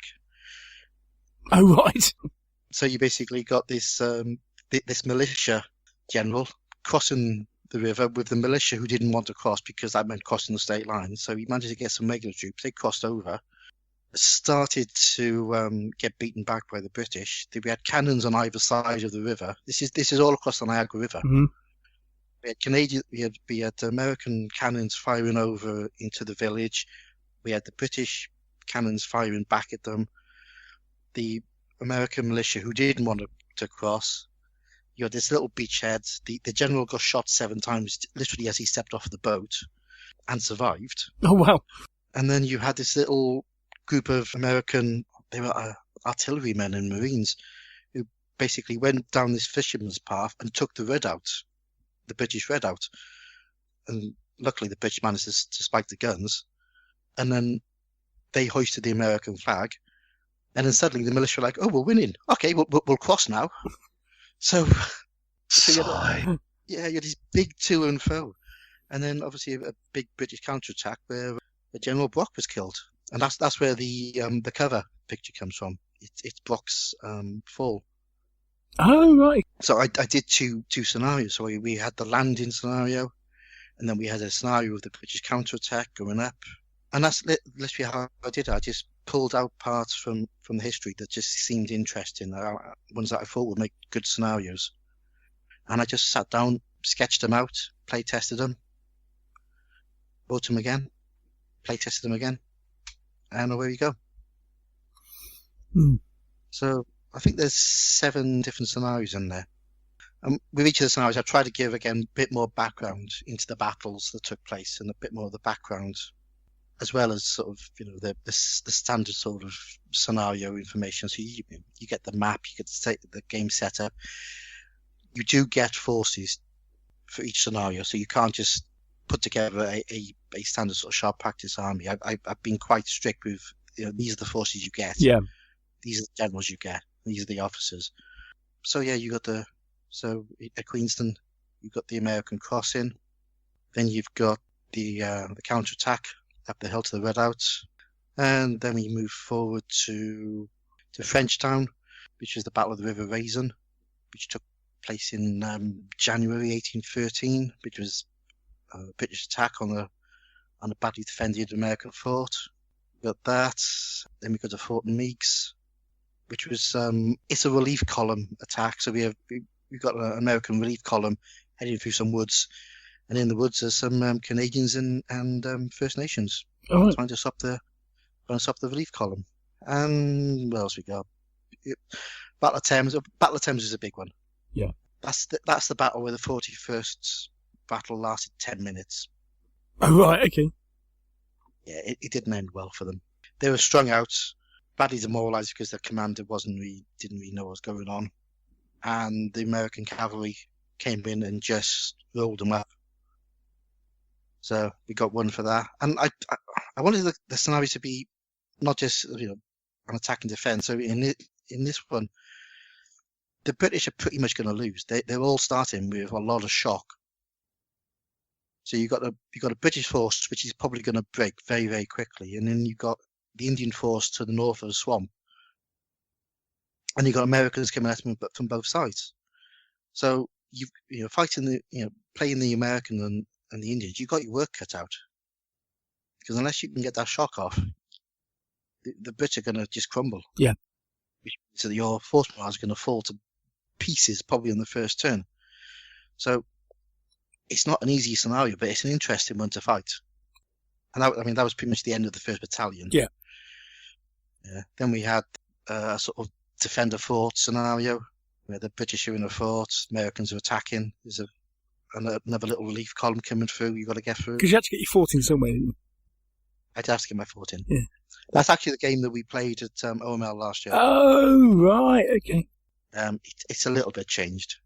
And then we finish off with the attack on Fort Erie. I'd love to see the tabletop scenery for that.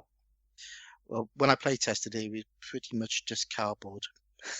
To be honest with you, it was cardboard. Oh, I wasn't going to build a 6x4 fort. For those who don't have a copy yet, the table map for that scenario is about 80% grey. It's one of the big. It's a big bastion. Yeah, it was a huge fort, which sort of went on fire and blew up. Oops. So again, it's that sort of stuff. So in the Queenston scenario, Brock was killed on the attack up the hill. So I had to sort of get that so that could happen during the battle. In the Battle of the Thames, the 41st fled after 10 minutes. So I had to try and fit that in, plus the fact that Tecumseh, who was the Indian chief, he got killed there. So again, I had to make him vulnerable. So you have to sort of play around with the rules in the scenario to sort of try, so these things can happen. Yeah. And also with the last scenario, one of the forts, when I think the gunpowder store went up, took out half the fort. So that's in there. So it was quite interesting doing these scenarios, because you sort of read the history. What I did, I read the history, I sketched it all out, I wrote a bit about the history, and then whilst I was writing it, I was trying to work out how this would work as a scenario. And quite a few of them actually got dumped, because I was writing them and thinking, this would be awful, this would be a terrible scenario. But some of them, there's a little spark in there. You think, actually, that would be really interesting. If you boil that down, if you boil that attack over the wall of the bastion and they're in, and the Americans have to counterattack on a very narrow entranceway. That is a really good sharp practice battle. Yeah, again, this is the So thing it's about sort sharp of practice, isn't it?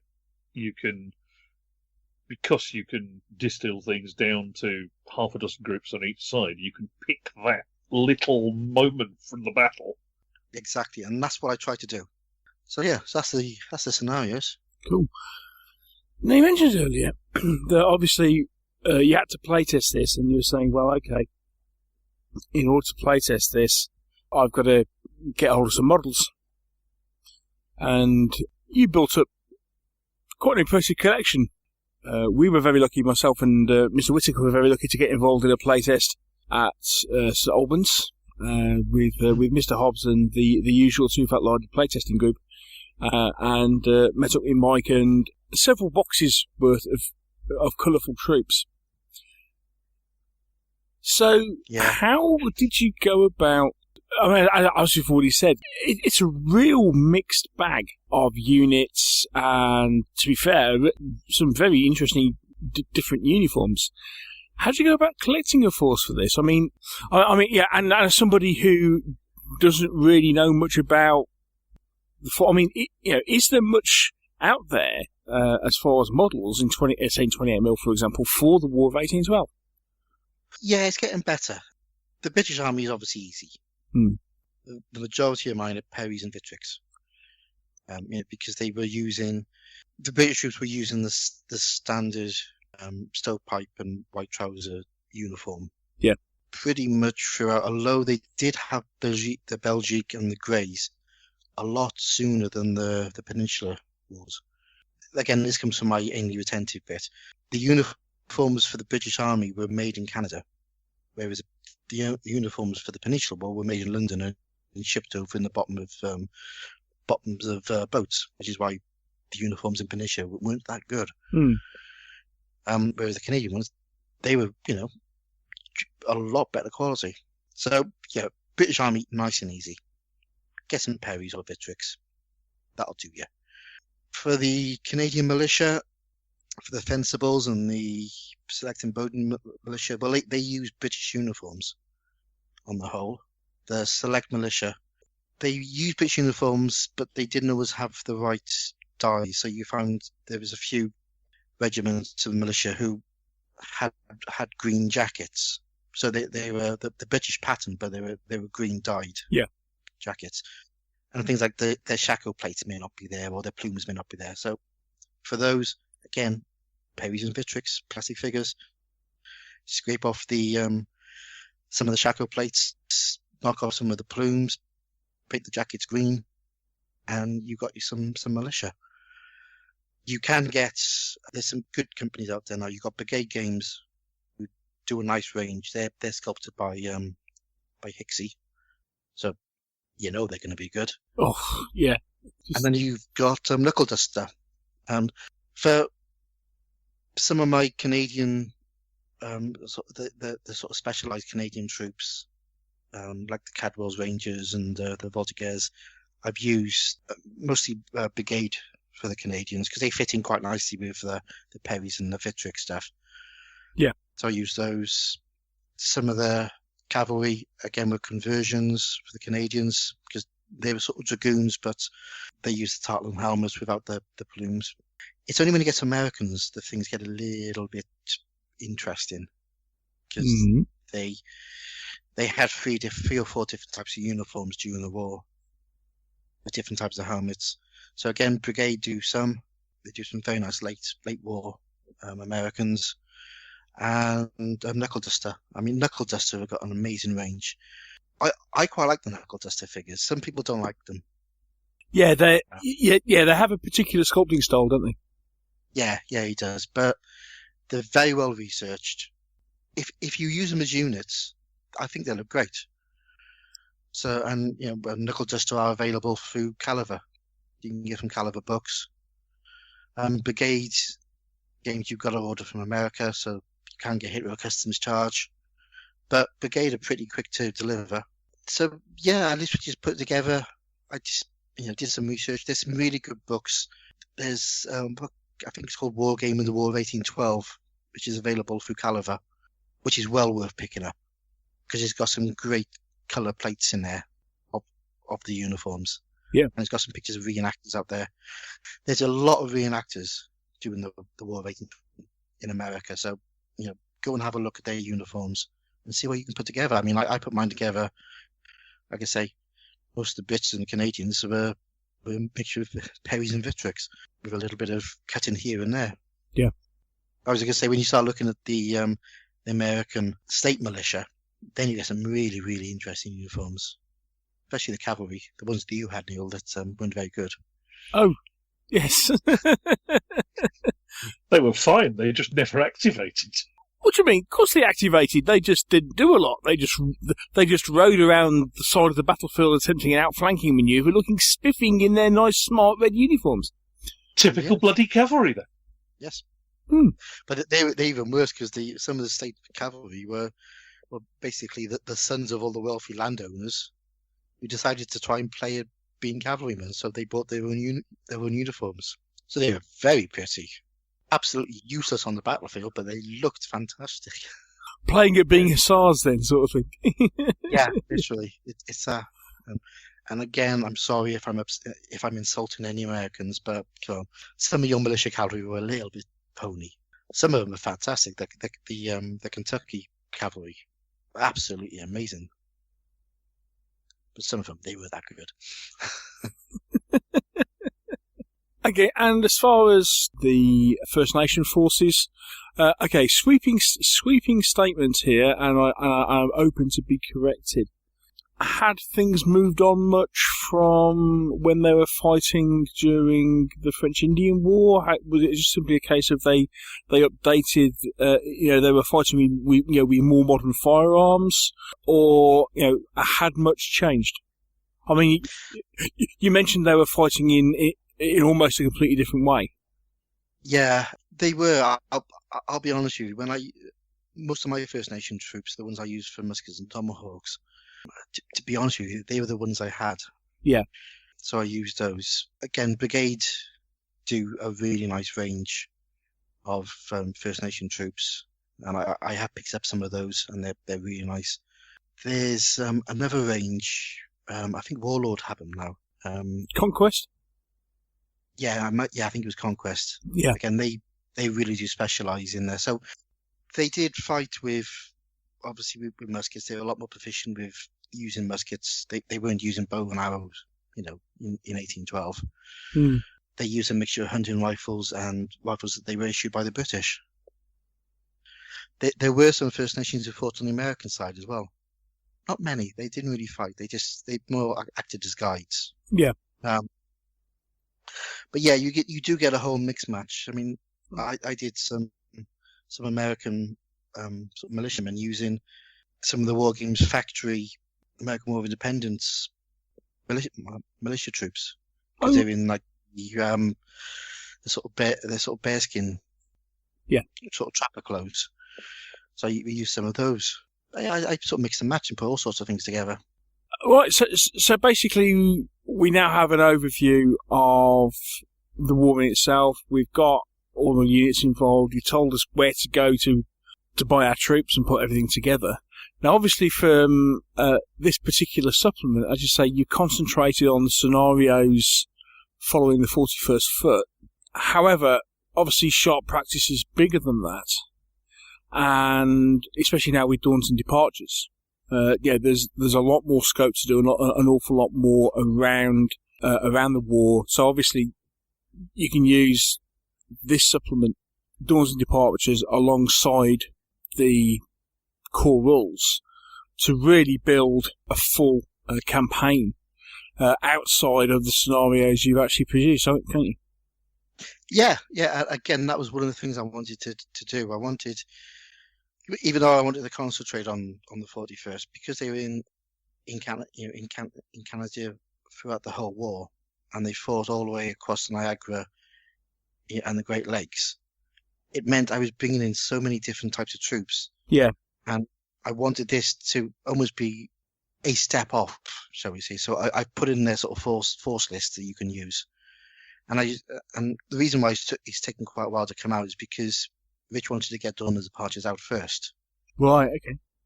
because he thought that this would then sit alongside Dawn of the Departures, and it just means that you've got then another area to play sharp practice in.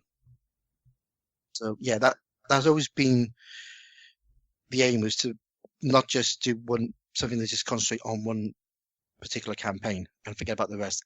I wanted it to be a foundation, shall we say, for just fighting in the War of 1812. Hence the appendices at the back. Yes, yeah, I was really lucky with those.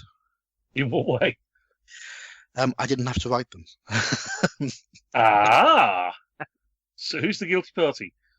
Well, we've got Appendix 1, which covers the British Army of 1812. Again, when I was first sketching it out, I was chatting to a guy on one of the forums who I discovered is a Lieutenant Colonel. So that's the Lieutenant Colonel Rod MacArthur. And he sent me a whole pile of information on the British Army during that period. And he has very graciously allowed me to publish that in this book. So it's a complete breakdown of basically how a regiment works, or how a battalion works. And there's a lot of stuff in there I didn't know. I mean, there was 5 main structures for infantry battalions, depending on the size. So you could have infantry battalions of 400, 800, 1,000, 1,200. And depending on the size of the battalion, that gave you the size of, or the number of corporals, sergeants. And he's basically broken this all down, and he's done a lot of research. And he just said, yeah, use it, which is fantastic, because this would be useful for anybody who's into the British Army during the Peninsula or any time during this period. You know, it's a complete breakdown of how a regiment works. And then he went into the establishments for the Canadian armies, and he went through all the regiments and gave the sizes of all the regiments, a lot more history on those. There's a lot of information that he's allowed me to use.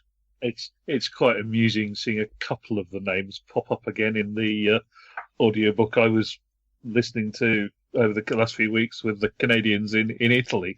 The Glengarrys are still around. Yeah. And again, the same with the second appendix, because I had all this information on the British one, but I knew I had to do one on the American Army. But luckily, Robert Hanks once again wrote The Rescue, and he basically wrote a really interesting appendix on how the American Army were put together. So similar information. You know, you've got the guides to how regiments consist, the size of them. Same for artillery. You know, it's all in there, and it's really, really interesting information. Plus, we put in a bit of a bibliography as well. So, yeah, from what started off to be a small little pint-sized campaign, kind of grew. These things happen. Yeah. Yeah, you're probably going for the similar thing back with your Ducks Brit. Yeah, I am. Although you appear to be getting there slightly faster than I am. Easter. I'm just not promising which year. So is Easter. I now understand how Rich feels. Problem at the moment, I don't know about you, but I found one of the major problems is finding time to play test. Yeah, I did a lot of play testing solo. I just sat down, put a table up, put some figures on there. Yeah, fair. And just played it through. I suppose it depends. Part of the reason the way I play test involves somebody who isn't me reading the setup instructions.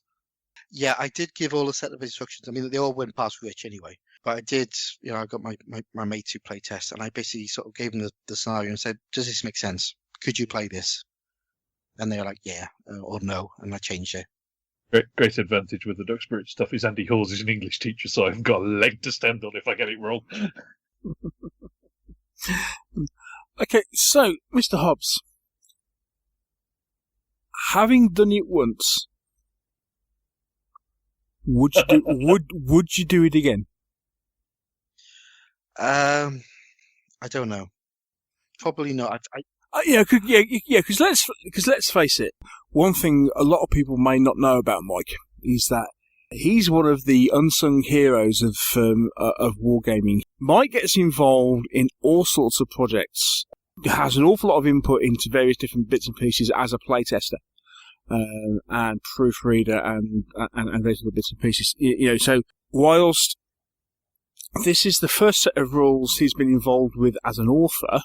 The whole game development process is not unusual to him because it's fair to say you've been involved in an awful lot of it over the years, haven't you?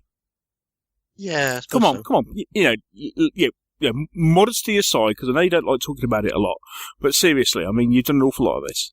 I'm really thrilled that you've finally produced a supplement that has your name on the front cover, as opposed to in the special thanks to or playtested by. I'm thrilled you did this, mate. I really am. You know the process for playtesting inside out because you've been there and done it so many different times. But would you really think about doing it again? I don't know. Probably not. The thing of the Wolverine Top, it's something that's been bubbling, for probably 10 years. Yeah, yeah. So I suppose let's face it, especially as well as a gamer, if you're a reenactor as well, it's got to be something that you're passionate about, isn't it? Yeah, yeah, and that was it because it's something I've always wanted to do. Being given the chance to do it, I jumped at it. I don't think I have the passion to do another book on another subject, just simply because I'm too much of a war games butterfly. I really am. I jump around too much. Although you say, okay, on a different subject, would you come back to the War of 1812? So, for example, would you do maybe something more of a pint-sized campaign as opposed to what we've got here? Now you've got this as a building block. Would you maybe come back and in future look at, I don't know, the War in the South, for example? Possibly. I'm not so attached to the War in the South, if I'm being honest. I don't know that much about it. And again, is that down to the fact of it's all down to the fact of the interest being driven by the regiment? Yes. Rather than the actual, for want of a better phrase, the actual war itself. It's actually one particular regiment's involvement in that conflict here. Yeah, I think that's why I really want to do the Canadian side, because that's where the 41st, and yeah, the 41st, they are my sort of home regiment. I mean, their museum is in Cardiff Castle, which is about a mile away from where I was born. Mm-hmm. Yeah, and I've still got a lot of friends who are in the reenactment group. I know the passion, and John Dart. I mean, John Dart. He was the last curator of the museum. He was before the 41st got amalgamated and they became the Welsh. He was the last colour sergeant, I think, in that regiment. A hugely respected man. Yeah. Who let me get married in Cardiff Castle wearing my uniform. We actually had a reenactment wedding. Oh, that's cool. Yeah, That is pretty cool. Yeah. I mean, to take photographs in Cardiff Castle on your wedding day, you have to book Cardiff Castle. It cost thousands and thousands and thousands of pounds. And John spoke on our behalf to the castle owners and basically went, look, these guys are a reenactor. He's going to come in here. They're all going to be in reenactment uniform. They're going to march through the gates of the castle in full kit. So let's let them take some photographs. And the castle said, yeah. So we got married in the registry office in full uniform. We got a bus I actually hired a coach from the registry office for all the guests. We drew upside the castle and we marched through the door. And as we marched through the door, about 50 people followed us and had to pay entrance fee to get in. And we did a full sort of reenactment wedding. We jumped the broom. There was the newspaper was there, and I did it all. And he basically arranged that for me. And he actually turned up when we were doing the ceremony with a sergeant's halberd. Oh wow! Which he gave to my mate who was my best man. It was an authentic 1812 sergeant's halberd. Ooh. It was a new bit of wood, yeah. But the halberd was 200 years old, and he said, he gave it to me. He said, "You have this for the day whilst you're here." And we had photographs of the lot. It was fantastic, and that was it. I just got this affinity. I'm really interested with what the Welsh Regiment did in that period because it's different. That was it. it's not your normal Napoleonic Peninsula war. This is redcoat and Indians, isn't it? You know. Yeah. So that was it. Yeah, and that's why I wanted to do it.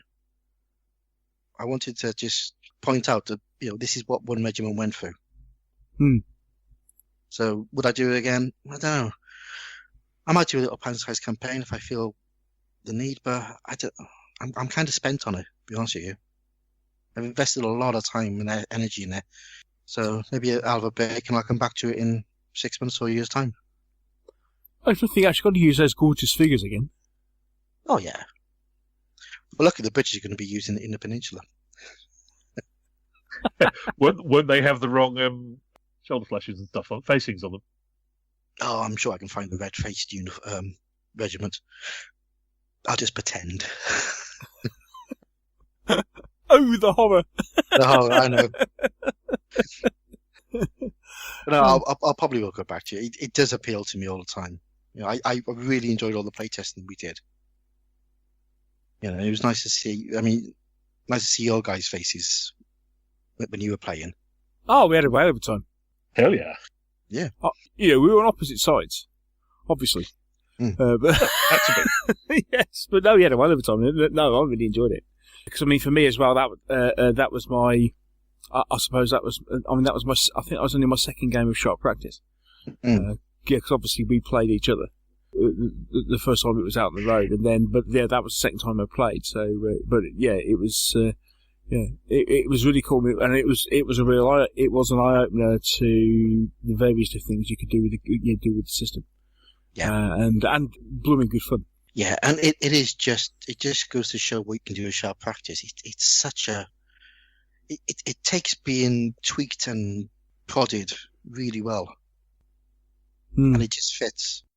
There you go. That's the serious bit. Woohoo!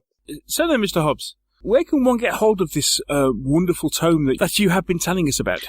Well, Neil, good question. Thanks for asking. You can get it from the Two Fat Lardies website. It comes as a PDF at the bargain price of £7.50. It's only available on PDF. It is worth noting. It's only available on PDF, but that is no different from an awful lot of the. So obviously, people will know that, for example, Dawns and Departures is only available as a PDF.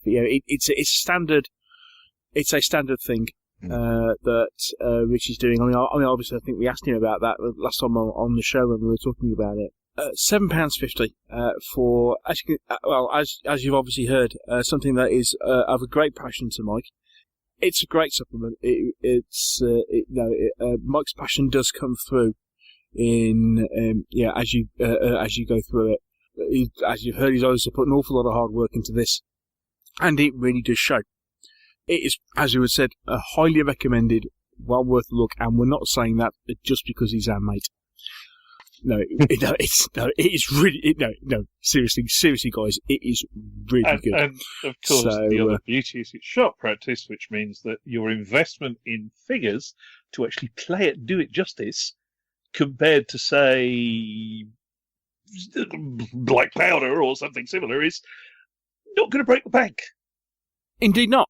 A couple of boxes. British. Couple of boxes of Paris. Couple of boxes of figures.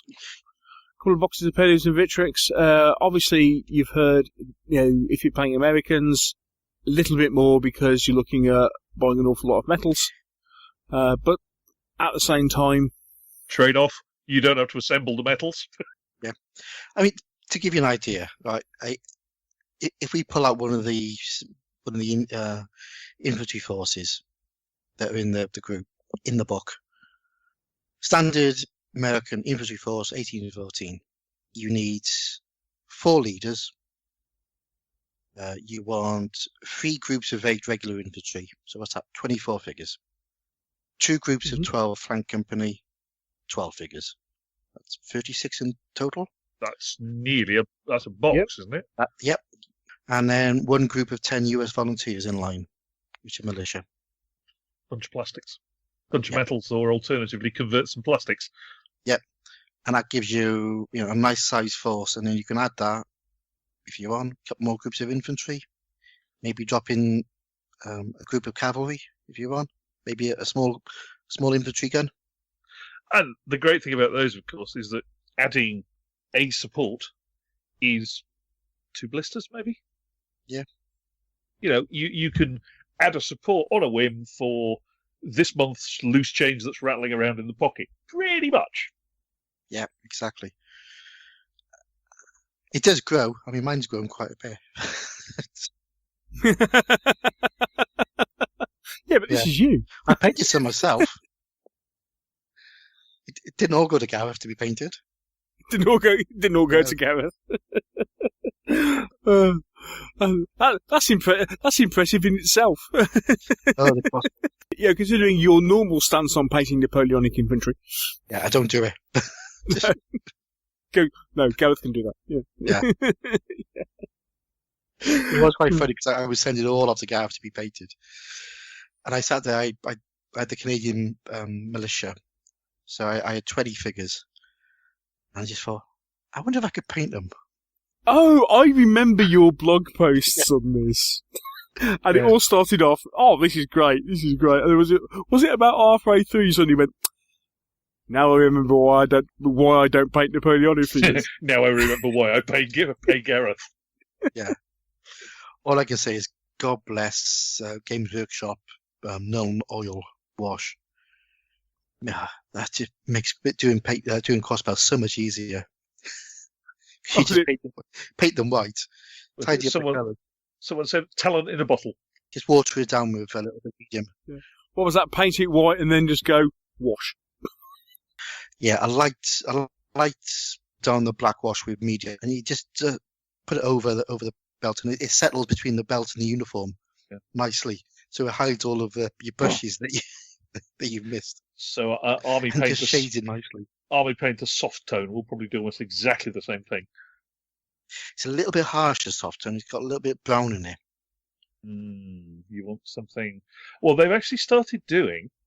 I know we digress a little. They've actually started doing a range of coloured washes now, on top of the standard ones.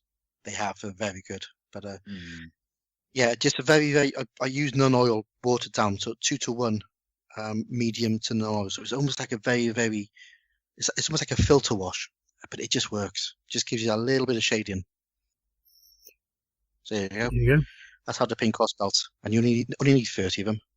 1 box. That's it. Sorted. Right. Well, Mr. Hobbs, thank you for sparing the time to out of your busy schedule to come on the show and talk to us. Thank you for asking me.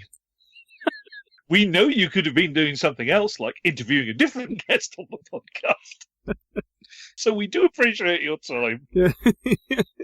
No, thank you, guys. As I say, I've been listening to the show since the beginning, and it's so nice to be invited on. It's been wonderful to have you, mate. Yes, on the other side of the microphone for a change. Yeah, we shall look forward to speaking with you again really soon. Probably after the next ad break. I couldn't possibly comment.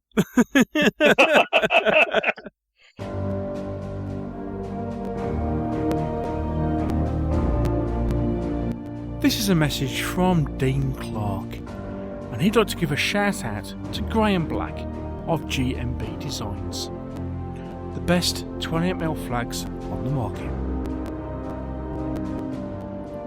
If you want to learn more about shoutouts, visit our Patreon page. The link is on the website.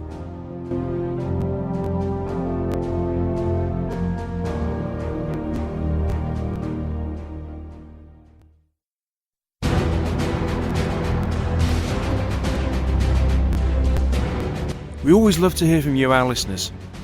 You can contact us in a couple of ways. You can do that via email at mailbag@meeplesandminiatures.co.uk, or you can now leave a voicemail message for us. The number to call is 0116 318 4114.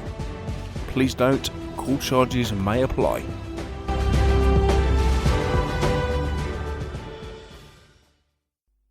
Well, here we are, and let's just say, welcome back, Mr. Hobbs, to the other side of the microphone. So, what's it like being on the flip side of the microphone? I mean, okay, you did it a long time ago, But for your own set of rules, what's it like being on the other side of the microphone? It's a bit odd. Really? Yeah, I keep thinking, why are you asking all these questions? Oh, yeah. Yeah. Oh, yeah, because they're mine. It's quite odd. You know? Been doing this for 3 or 4 years now. Like, well, there is that, yeah. Yeah. But I'm glad that I got my backstory out because, you know, I know that people have wondered about my heritage. On that note, I think it's about time that we called it an evening because we were wittering on for far too long. Yeah, it's our 200th episode. We can witter. Let's be self-indulgent. Let's be self-indulgent, yeah. What's the phrase?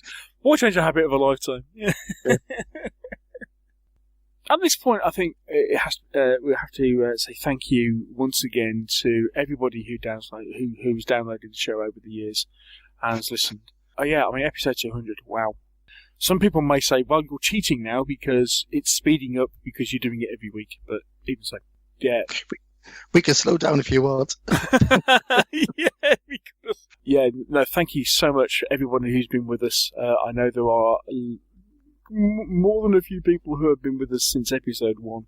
So thank you to everybody for listening to the show and helping to make it what it is. Really appreciate it. Thank you so much. Thank you to you, Mr. Hobbs, for joining me since episode 78. Way back in the day. Seems a long time ago now. Feels a long time ago. It feels a long time ago, yeah. What's the phrase? Feels longer. Yeah. Yeah. Wish it was. Yeah, and thank you for Mr. Luff, who has been, if not in presence, has been with me in spirit on this show right from close to the start. Well, we were on that. I was on that one very moons ago when we sort of reformatted the show, and it was, I suppose, it was the test pilot to this one. I don't know what show that would have been. What would that have been? Oh, crikey, I can't remember. That was. Would it have been about 30? Something like that, and we hit 3 hours, and people went, "What?" Yeah, some people loved it. Some people did, yeah. So I think that wasn't that the first time we were accused of being the Top Gear of the hobby world. Yeah, and you sort of went away and went, "Oh no, what have I done to my podcast?" And I said, "Don't worry about it. If you enjoyed it, do it again." And it took you about 2 years to decide that, yeah, you wanted to do that again. Yeah, and here we are, episode 200. And while he's not here at the moment, also thank you to Mr. Whitaker for joining us on what has been something of a crazy audio adventure. All being well, we'll continue to bring you lots of new content. And stay with us. It's been great, and I hope you've enjoyed it. And as long as you keep listening, we'll keep kicking them out. So, thank you for joining me, the Frozen Welsh Wizzard. Thank you, sir. And thank you, the Luffmeister. Yep. Appreciate Cheers, it. chaps. Yeah, and thank you also for joining us, Mr. Sleepless himself, Mr. Whitaker, joining us all the way from Seattle.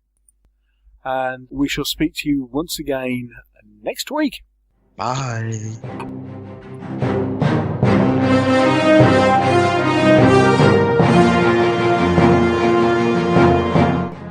Thank you for listening to the Meeples and Miniatures podcast. If you've enjoyed the show, why not share it with others by leaving us a review on iTunes? And if you have any comments or questions, you can always email the show. The address is info@meeplesandminiatures.co.uk. And you can also visit our webpage, where you'll find a complete episode archive, all the View from the Veranda podcasts, rules reviews, and our blog of hobby items and news, which is updated several times a week. This is also where you'll find the links to our presence on social media, and here you can follow us on Twitter or join our Facebook group. And finally, here you can also find details should you wish to support us by making a donation to the podcast. All this on the Meeples and Miniatures website, www.meeplesandminiatures.co.uk.